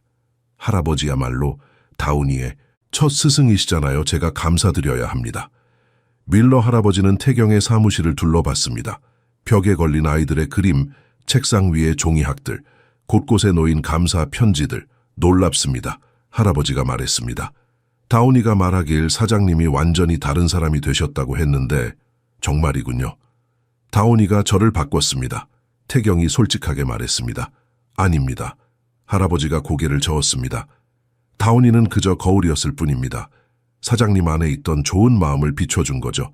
변화는 항상 자신에게서 시작됩니다. 그 말에 태경은 깊이 생각했습니다. 맞는 말이었습니다. 다운이 기회를 주었지만 선택은 자신이 한 것이었습니다. 할아버지, 재단 일을 도와주실 수 있을까요? 태경이 물었습니다. 독일어를 배우고 싶어 하는 아이들이 많습니다. 밀러 할아버지의 눈이 반짝였습니다. 제가 도울 수 있을까요? 저는 늙었는데 나이는 중요하지 않습니다. 태경이 말했습니다. 할아버지의 지혜와 경험이 필요해요. 그렇게 밀러 할아버지는 재단의 첫 자원봉사 교사가 되었습니다. 그리고 곧 다른 어르신들도 합류했습니다. 은퇴한 교사, 전직 외교관, 예술가들 모두 자신의 재능을 나누고 싶어 했습니다. 재단은 단순히 아이들만을 위한 곳이 아니게 되었습니다. 세대를 이어주는 다리가 되었습니다. 노인들은 아이들을 가르치며 새로운 삶의 의미를 찾았습니다. 아이들은 어르신들에게서 지혜를 배웠습니다. 어느 토요일 재단에서 특별한 행사가 열렸습니다. 세대 간의 대화라는 이름의 행사였습니다. 아이들이 어르신들의 인생 이야기를 듣고 어르신들은 아이들의 꿈을 들었습니다. 다운도 참여했습니다. 그녀는 밀러 할아버지 앞에 앉아 질문했습니다. 할아버지, 인생에서 가장 중요한 게 뭐예요? 밀러 할아버지는 잠시 생각했습니다. 사랑이야, 다운아. 그리고 용기. 사랑하는 용기, 변화하는 용기, 실수를 인정하는 용기. 할아버지는 그런 용기가 있으셨어요. 늘 있었던 건 아니야. 할아버지가 솔직하게 말했습니다. 젊었을 때는 겁이 많았지. 하지만 나이 들면서 깨달았어. 후회하는 것보다 시도하고 실패하는 게 낫다는 것을. 그 대화를 듣던 태경은 감동했습니다. 이것이야말로 진짜 교육이었습니다. 책에서 배울 수 없는 인생의 지혜였습니다. 행사가 끝나고 한 어머니가 태경에게 다가왔습니다. 눈물을 흘리고 있었습니다. 사장님, 감사합니다. 제 아들이 처음으로 꿈을 이야기했어요. 예전에는 그저 하루하루 사는 게 고작이었는데 이제는 미래를 꿈꿔요. 태경은 그 어머니의 손을 잡았습니다. 제가 감사합니다. 아드님을 믿어주셔서요. 그날 밤 태경은 다운과 정숙과 함께 조용한 카페에 앉아 있었습니다. 밖에는 눈이 내리고 있었습니다. 다운아, 태경이 물었습니다. 너는 행복하니? 다운은 고개를 끄덕였습니다. 네, 정말 행복해요. 엄마도 건강하시고 친구들도 있고 공부도 할 수 있고 그리고 사장님이 계세요. 사장님은 제 가족 같아요. 정숙이 다운의 어깨를 안았습니다. 태경의 눈가가 뜨거워졌습니다. 나도 그래, 태경이 말했습니다. 너희들은 내 가족이야. 피는 안 섞였지만 마음으로는 가족이야. 다운이 물었습니다. 그럼 우리 영원히 함께 있을 수 있어요? 그럼, 태경이 약속했습니다. 영원히. 창밖의 눈은 계속 내렸습니다. 하얗고 순수한 눈, 마치 그들의 마음처럼 복잡했던 세상이 눈으로 덮이며 조용해졌습니다. 태경은 생각했습니다. 인생의 가장 큰 성공은 무엇일까? 돈을 많이 버는 것, 유명해지는 것? 아니었습니다. 진짜 성공은 사랑하는 사람들과 함께 있는 것이었습니다. 그들의 웃음을 보는 것이었습니다. 그들에게 희망을 주는 것이었습니다. 사장님, 정숙이 조심스럽게 물었습니다. 행복하세요? 태경은 웃었습니다. 네, 평생 이렇게 행복한 적이 없었어요. 그리고 그것은 진심이었습니다.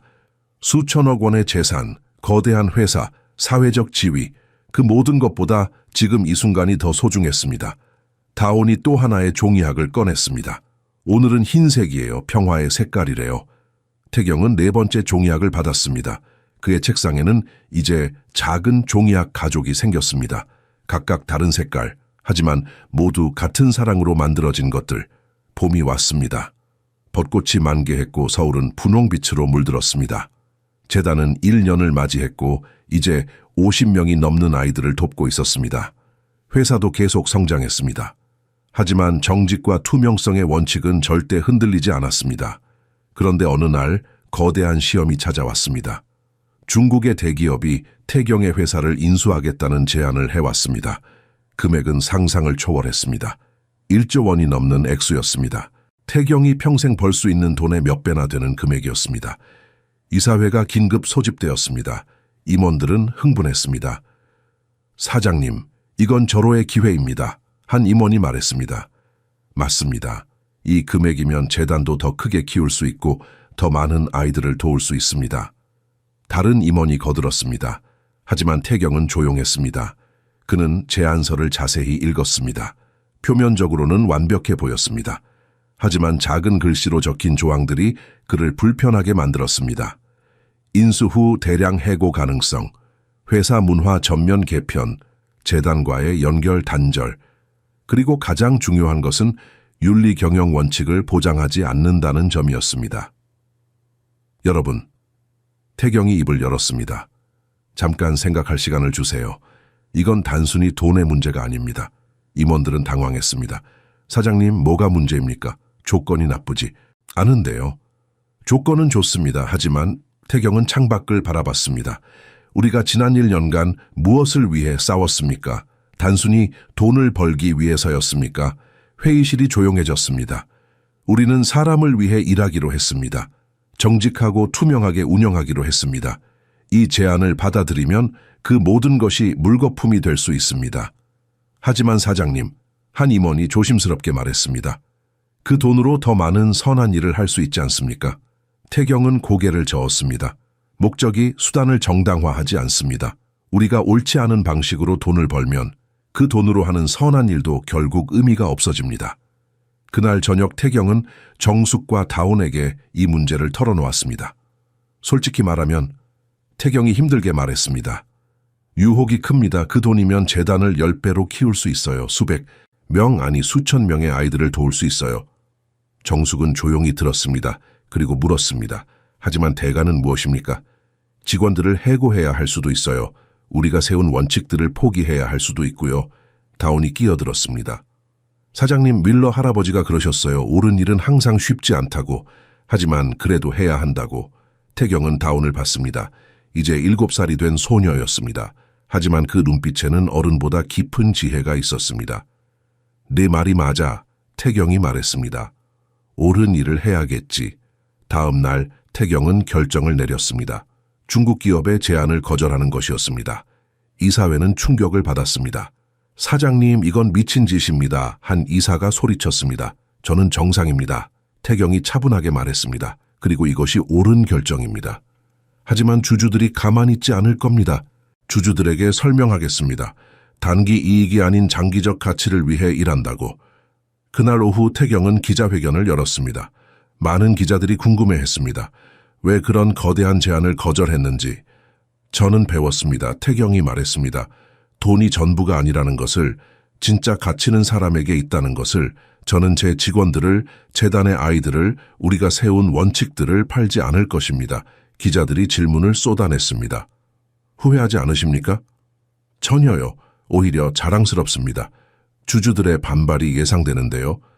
주주들도 이해하실 겁니다. 우리 회사는 단순히 돈만 버는 곳이 아닙니다.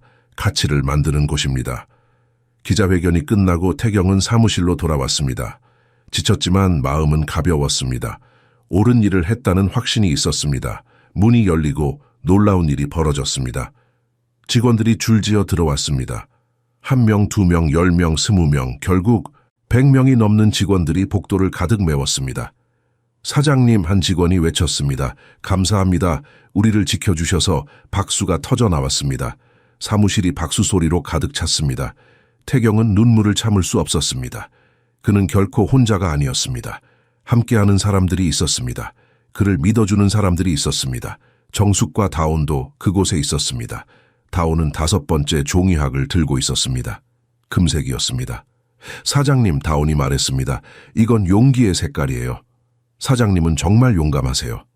태경은 다온을 안아 올렸습니다. 그리고 모든 직원들을 향해 말했습니다. 여러분, 이 결정은 제가 혼자 한 게 아닙니다.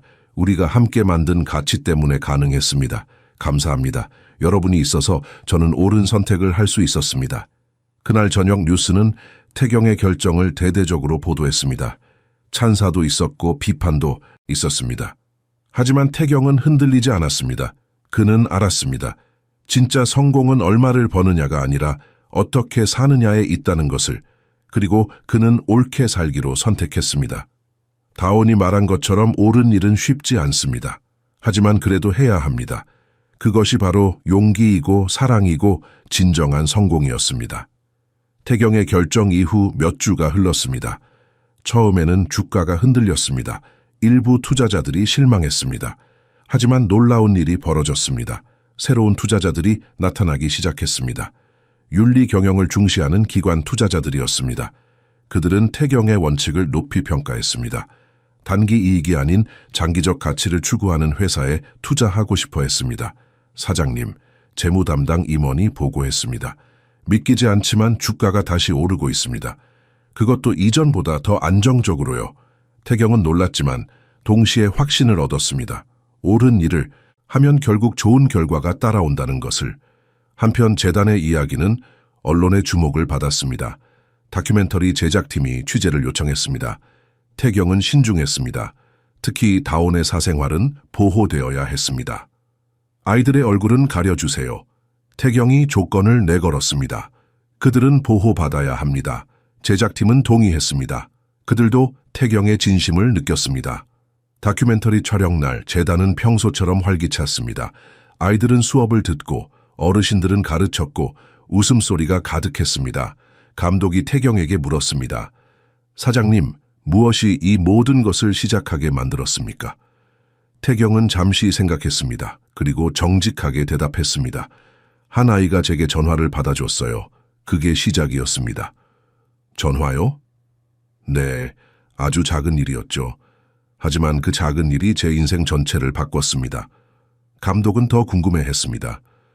그 아이는 어떤 아이였나요? 태경은 다온을 보호하기 위해 구체적인 이야기는 하지 않았습니다. 특별한 아이였습니다. 순수하고 정직하고 용감한 그 아이가 저에게 가장 중요한 것이 무엇인지 가르쳐줬어요. 그게 뭡니까? 사람입니다. 결국 모든 것은 사람으로 귀결됩니다. 다큐멘터리에는 재단 아이들의 이야기도 담겼습니다. 물론 신원은 보호되었습니다.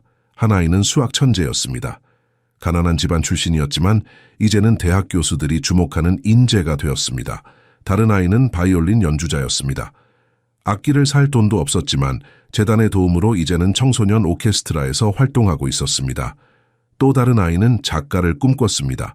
글쓰기 수업을 받으며 자신의 이야기를 책으로 쓰고 있었습니다. 이 아이들에게 필요했던 건 돈만이 아니었습니다. 정숙이 카메라 앞에서 말했습니다.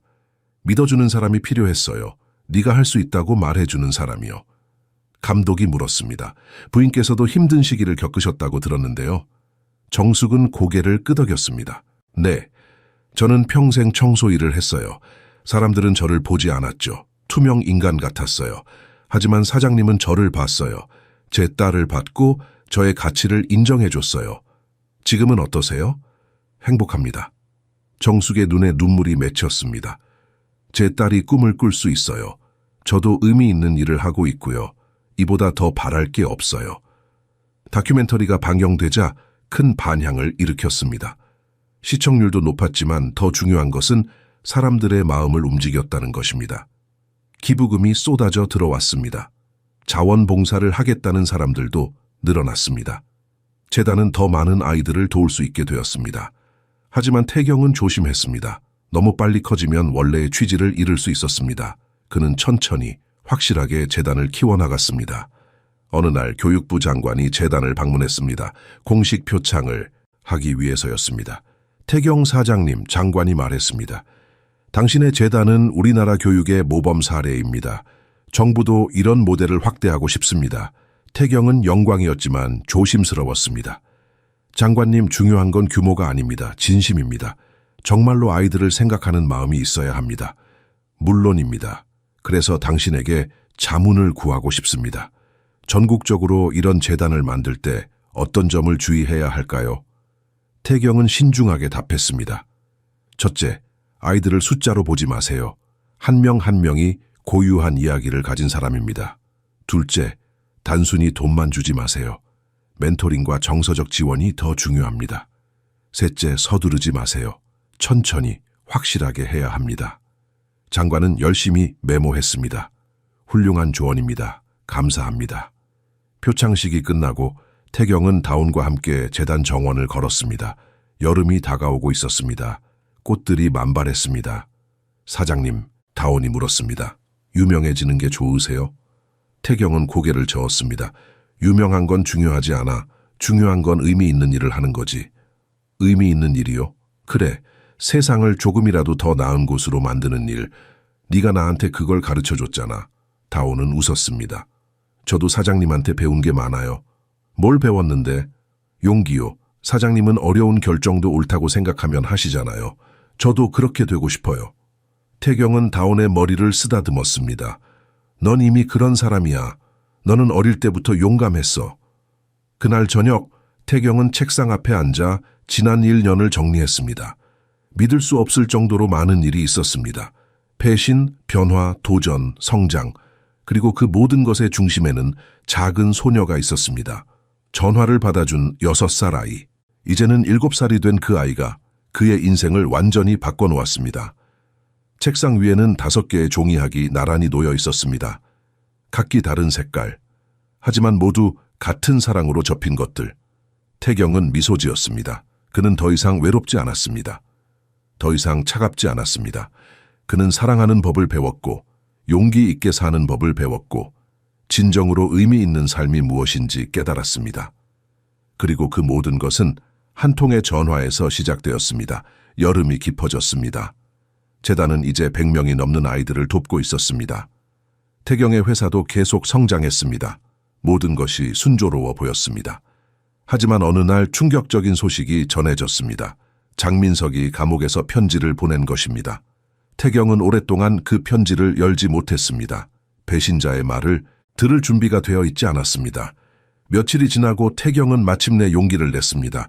편지를 펼쳤습니다. 글씨는 떨려 있었습니다. 태경 사장님께 저는 용서를 구하려고 이 편지를 쓰는 것이 아닙니다. 용서받을 자격이 없다는 걸 압니다. 다만 감사하다는 말을 전하고 싶었습니다. 사장님이 저를 고발했을 때 처음에는 원망했습니다. 하지만 이곳에서 많은 생각을 했습니다. 사장님은 옳은 일을 하셨습니다. 그리고 그 덕분에 저는 제 인생을 돌아볼 시간을 얻었습니다. 제 아들이 면회를 왔습니다. 처음으로 진심으로 대화를 나눴습니다. 제가 얼마나 잘못된 길을 걸었는지 깨달았습니다. 사장님 변하셨다는 소문을 들었습니다. 정말 기쁩니다. 제가 배신하지 않았다면 사장님의 변화도 없었을까요? 아이러니합니다. 나쁜 일이 좋은 결과를 낳았네요. 건강하십시오. 그리고 계속 옳은 길을 걸으십시오. 장민석 올림.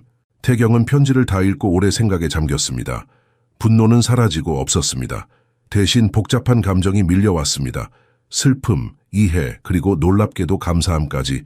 그는 답장을 썼습니다. 장 이사님, 편지 받았습니다. 당신을 용서한다고 말하면 거짓말이 될 것입니다. 아직 상처가 남아있으니까요. 하지만 원망하지는 않습니다. 당신 말이 맞습니다. 그 일이 없었다면 저는 변하지 못했을 겁니다. 당신의 배신이 제게 거울이 되어 주었습니다. 얼마나 잘못 살고 있었는지 보여줬죠.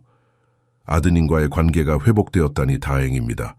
그것만으로도 의미가 있습니다. 출소하시면 연락하세요. 당신에게도 새로운 시작이 필요할 테니까요. 태경. 편지를 붙인 후 태경은 정숙에게 이 일을 말했습니다. 사장님, 정말 도와주실 건가요? 정숙이 놀랐습니다. 그래요. 사람은 실수를 합니다. 중요한 건 그 후에 어떻게 하느냐죠. 장, 이사도 변할 기회를 가져야 해요. 사장님은 정말 많이 변하셨어요. 정숙의 눈에 눈물이 맺혔습니다. 그날 오후 예상치 못한 방문객이 또 찾아왔습니다. 최성호와 박윤미였습니다. 둘도 감옥에서 나온 지 얼마 안 됐습니다. 그들은 태경 앞에서 무릎을 꿇었습니다. 사장님, 죄송합니다. 최성호가 떨리는 목소리로 말했습니다. 저희가 너무 큰 잘못을 저질렀습니다. 박윤미도 울었습니다. 태경은 그들을 일으켜 세웠습니다. 일어나세요. 무릎 꿇을 필요 없어요. 하지만 여러분은 벌을 받았어요. 이제 새로 시작할 기회를 찾으세요. 저희를 용서하시는 건가요?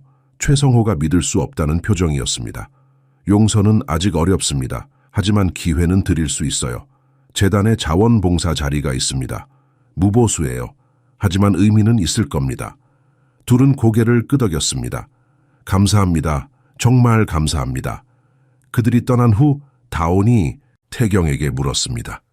사장님, 저 사람들이 사장님을 배신했는데 왜 도와주세요? 태경은 무릎을 굽혀 다온과 눈높이를 맞췄습니다.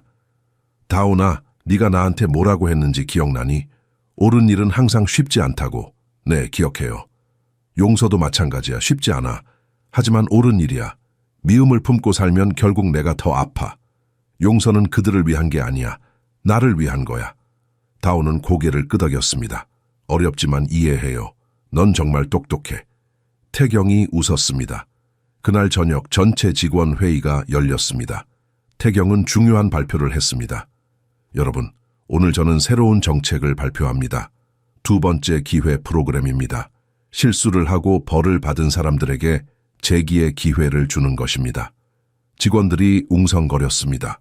놀라워하는 사람도 있었고 의아해하는 사람도 있었습니다. 저는 배웠습니다. 누구나 실수를 합니다. 중요한 건 그 후에 어떻게 사느냐입니다. 우리 회사는 변화를 믿습니다. 사람의 가능성을 믿습니다. 한 직원이 손을 들었습니다. 사장님, 혹시 배신자들을 다시 받아들이시는 건가요? 아닙니다.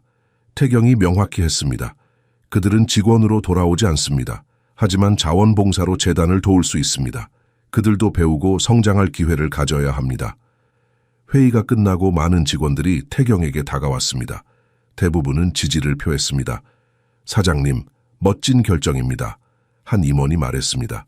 당신은 진짜 리더입니다. 태경은 겸손하게 답했습니다. 저는 그저 옳은 일을 하려고 노력할 뿐입니다.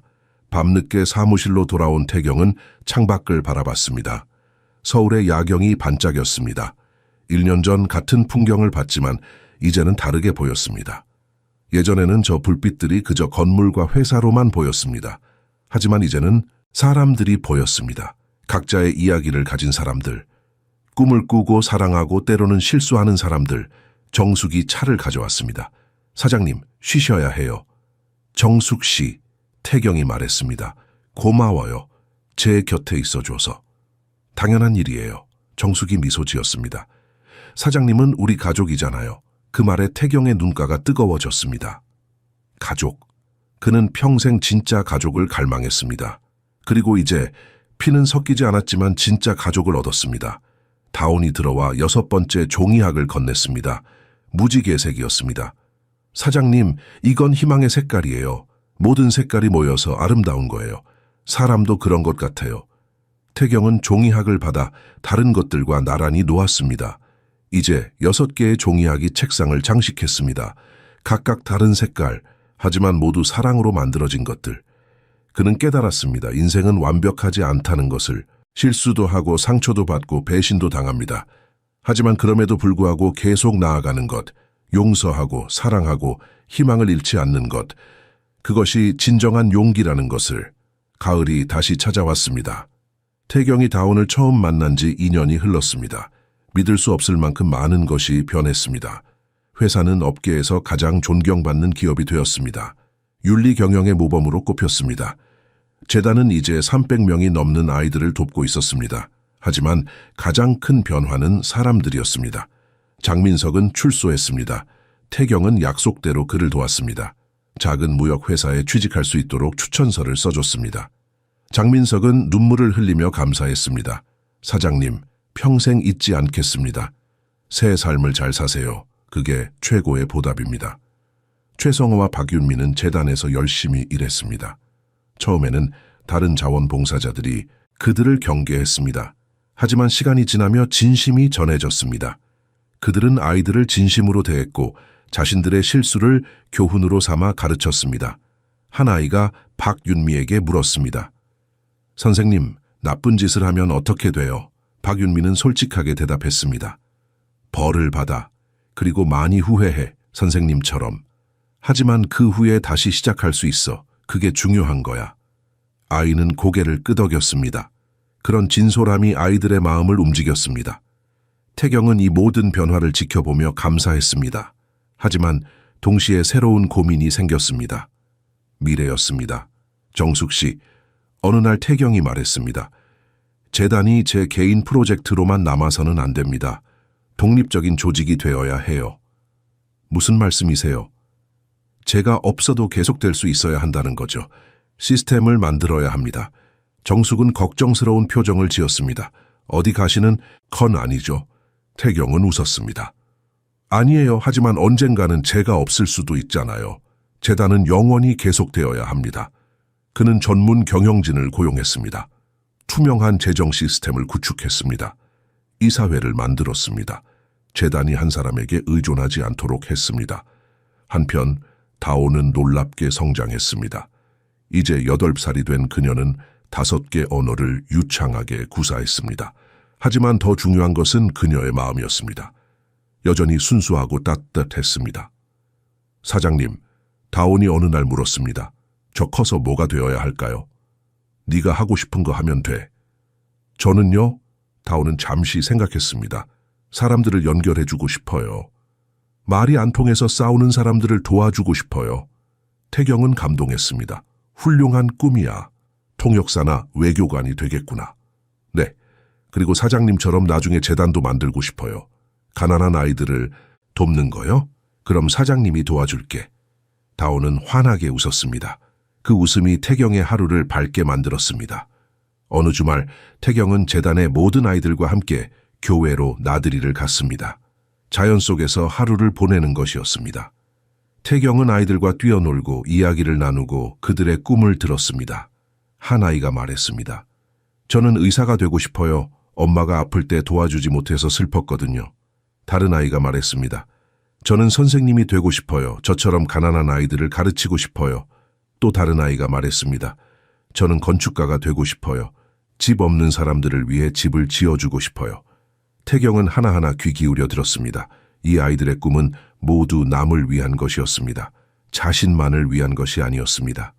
여러분, 태경이 말했습니다. 여러분의 꿈은 정말 아름다워요. 그리고 사장님이 약속할게요. 여러분의 꿈을 이룰 수 있도록 끝까지 도울게요. 아이들이 환호했습니다. 그 순간 태경은 깨달았습니다. 이것이 진짜 유산이라는 것을. 건물도 돈도 회사도 아니었습니다. 이 아이들의 꿈과 희망이 진짜 유산이었습니다. 저녁이 되어 서울로 돌아오는 길, 다온이 태경의 손을 잡고 물었습니다. 사장님, 행복하세요? 응, 정말 행복해. 저도요. 엄마도, 할아버지들도, 친구들도 모두 행복해요. 사장님 덕분이에요. 태경은 고개를 저었습니다. 아니야, 다온이 덕분이야. 네가 나한테 전화를 받아준 그날부터 모든 게 시작됐어. 그럼 우리 둘 다 덕분인 거네요. 다온이 웃었습니다. 그래, 우리 둘 다. 그날 밤 태경은 일기를 썼습니다. 오랜만이었습니다. 그는 지난 2년을 정리했습니다. 오늘 나는 깨달았다. 성공이란 무엇인가? 성공은 돈을 많이 버는 것이 아니다. 높은 자리에 오르는 것도 아니다. 성공은 누군가의 인생에 좋은 영향을 주는 것이다. 누군가에게 희망을 주는 것이다. 그리고 그 과정에서 자신도 변화하는 것이다. 나는 성공했다. 왜냐하면 나는 변했고 많은 사람들도 변했기 때문이다. 이 모든 것은 한 작은 소녀에게서 시작되었다. 다온, 네가 없었다면 나는 여전히 차갑고 외로운 사람이었을 것이다. 고맙다. 평생 고맙다. 일기를 덮고 태경은 책상 위에 종이학들을 바라봤습니다. 이제 6개가 나란히 서 있었습니다. 각각 다른 순간, 다른 감정을 담고 있었습니다. 하지만 모두 같은 의미였습니다. 사랑, 순수한 조건 없는 사랑. 태경은 미소 지었습니다. 그는 더 이상 혼자가 아니었습니다. 가족이 있었습니다. 친구들이 있었습니다. 그리고 무엇보다 삶의 의미를 찾았습니다. 창밖에는 달이 밝게 빛나고 있었습니다. 새로운 계절이 다가오고 있었습니다. 그리고 태경은 준비되어 있었습니다. 어떤 계절이 오든 그는 이제 두렵지 않았습니다. 왜냐하면 그는 알았습니다. 사랑이 있는 곳에 두려움은 없다는 것을. 그리고 그의 삶은 이제 사랑으로 가득했습니다. 겨울이 다시 왔습니다. 이번에는 유난히 눈이 많이 내렸습니다. 서울은 하얀 담요로 덮였습니다. 태경은 사무실 창가에 서서 눈 내리는 풍경을 바라봤습니다. 그의 휴대전화가 울렸습니다. 청와대에서 온 전화였습니다. 대통령이 직접 태경을 만나고 싶다는 내용이었습니다. 며칠 후 태경은 청와대에 초대받았습니다. 대통령은 그를 따뜻하게 맞았습니다. 태경 사장님, 오셔서 영광입니다. 당신의 이야기를 많이 들었습니다. 태경은 겸손하게 인사했습니다. 과분한 초대 감사합니다. 과분하지 않습니다. 대통령이 말했습니다. 당신은 우리나라 기업인의 모범입니다. 돈만 추구하는 것이 아니라 사회적 책임을 다하고 계시죠. 저는 그저 옳은 일을 하려고 노력할 뿐입니다. 대통령은 미소 지었습니다. 겸손하시군요. 그래서 더 존경스럽습니다. 사실 제가 당신을 부른 이유가 있습니다. 말씀하십시오. 전국적으로 당신의 재단 모델을 확대하고 싶습니다. 정부가 지원하고 당신이 자문 역할을 맡아주셨으면 합니다. 태경은 잠시 생각했습니다. 영광입니다. 하지만 조건이 있습니다. 조건이요? 정치적으로 이용하지 말아주세요. 진심으로 아이들을 위하는 마음으로만 해주세요. 그리고 형식이 아닌 내용에 집중해주세요.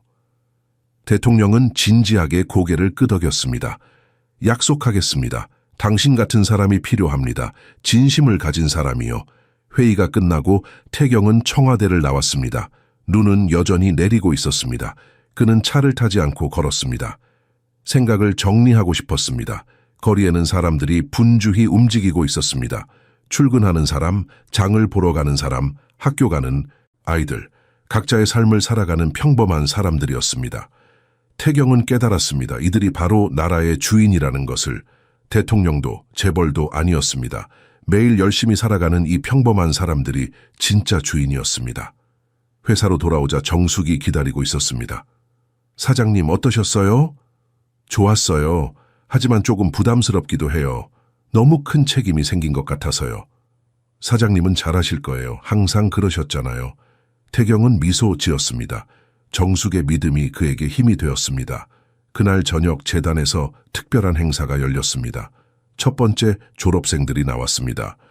재단의 도움으로 대학에 진학하게 된 아이들이었습니다. 5명의 청소년이 단상에 올랐습니다. 그들은 각자 감사 인사를 했습니다.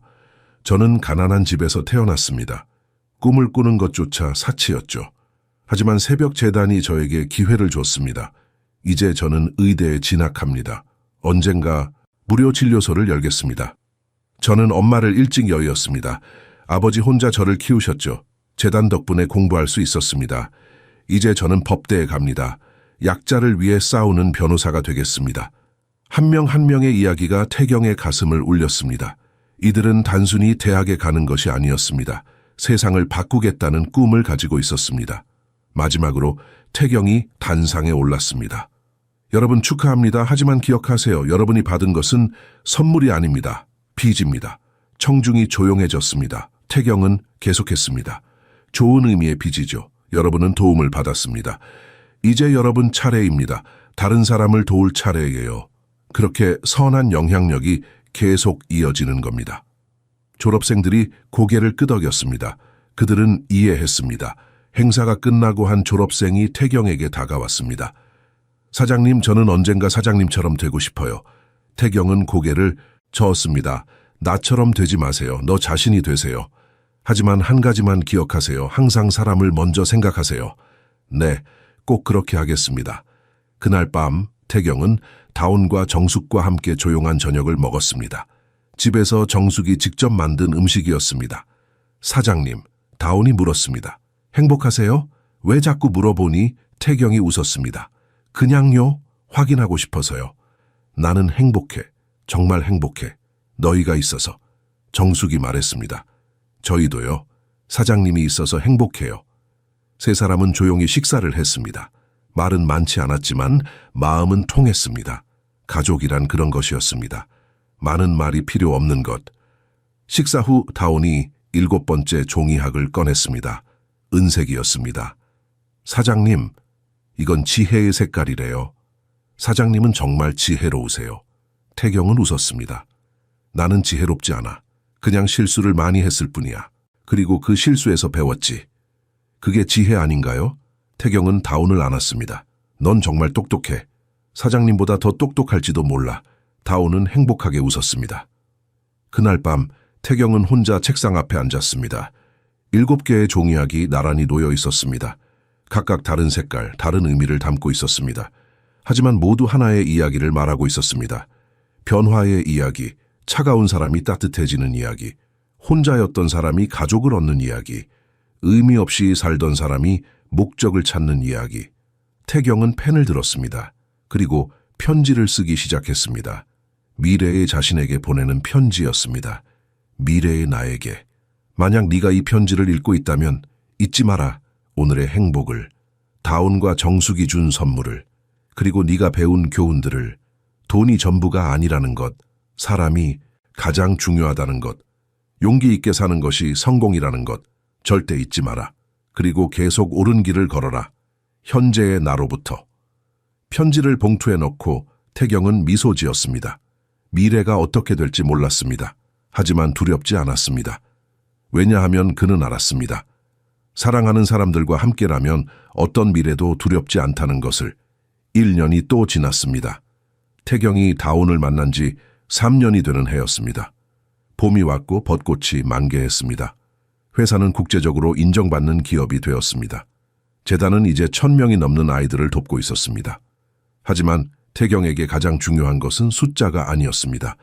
변화였습니다. 진짜 변화. 그날은 특별한 날이었습니다. 재단 3주년 기념식이 열리는 날이었습니다. 대강당이 사람들로 가득 찼습니다. 졸업생들, 현재 학생들, 자원봉사자들, 후원자들 모두가 모였습니다. 태경은 단상에 올랐습니다. 하지만 이번에는 혼자가 아니었습니다. 정숙과 다운이 함께였습니다. 여러분, 태경이 말을 시작했습니다. 3년 전 저는 전혀 다른 사람이었습니다. 차갑고 외롭고 의미 없이 살고 있었죠. 청중이 조용히 들었습니다. 그런데 한 아이가 제 전화를 받아줬습니다. 그 순간부터 모든 것이 바뀌었습니다. 태경은 다운을 보며 미소 지었습니다. 다운은 이제 9살이 되었습니다. 여전히 작고 순수했지만 눈빛은 더욱 깊어졌습니다. 이 아이가 제게 가르쳐준 것이 있습니다. 진짜 가치가 무엇인지, 돈이 아니라 사람이라는 것, 성공이 얼마를 버느냐가 아니라 어떻게 사느냐라는 것. 박수가 터져 나왔습니다. 태경은 계속했습니다. 오늘 저는 발표할 것이 있습니다. 저는 회사 경영에서 물러납니다. 청중이 술렁였습니다. 예상치 못한 발표였습니다. 놀라셨죠? 하지만 이건 끝이 아닙니다. 새로운 시작입니다. 저는 이제 재단에 전념할 것입니다. 그리고 제 자산의 대부분을 재단에 기부할 것입니다. 박수가 더 크게 터져 나왔습니다. 태경은 손을 들어 조용히 하게 했습니다. 돈은 제게 더 이상 중요하지 않습니다. 제게 중요한 건 이 아이들입니다. 이 아이들의 미래입니다. 그리고 그들이 만들어갈 더 나은 세상입니다. 다운이 단상으로 걸어 나왔습니다. 작은 손에 마이크를 잡았습니다. 저는 6살 때 사장님을 만났어요. 다운이 말했습니다. 그때 저는 무서웠어요. 큰 사람이었고 무섭게 생기셨거든요. 청중이 웃었습니다. 태경도 웃었습니다. 하지만 사장님은 무섭지 않았어요. 따뜻한 분이었어요. 저와 엄마를 가족처럼 대해주셨어요. 사장님은 제 인생을 바꿔주셨어요. 그래서 저도 나중에 사장님처럼 되고 싶어요. 다른 사람을 돕는 사람이요. 다운의 말에 많은 사람들이 눈물을 흘렸습니다. 태경도 눈가가 뜨거워졌습니다. 정숙도 나왔습니다. 저는 평생 보이지 않는 사람이었습니다. 청소하는 사람, 가난한 사람, 아무도 저를 보지 않았죠. 하지만 태경 사장님은 저를 봤습니다. 제 가치를 인정해 주셨어요. 그리고 제 딸에게 날개를 달아주셨어요. 평생 감사하겠습니다. 세 사람이 함께 포옹했습니다. 청중은 일어나 박수를 보냈습니다. 박수는 오래 계속되었습니다. 기념식이 끝나고 태경은 옥상으로 올라갔습니다. 서울의 정영이 펼쳐져 있었습니다. 다운과 정숙이 함께 있었습니다. 사장님, 다운이 말했습니다. 후회하지 않으세요? 뭘? 회사를 떠나는 거요. 돈을 다 기부하는 거요. 태경은 고개를 저었습니다.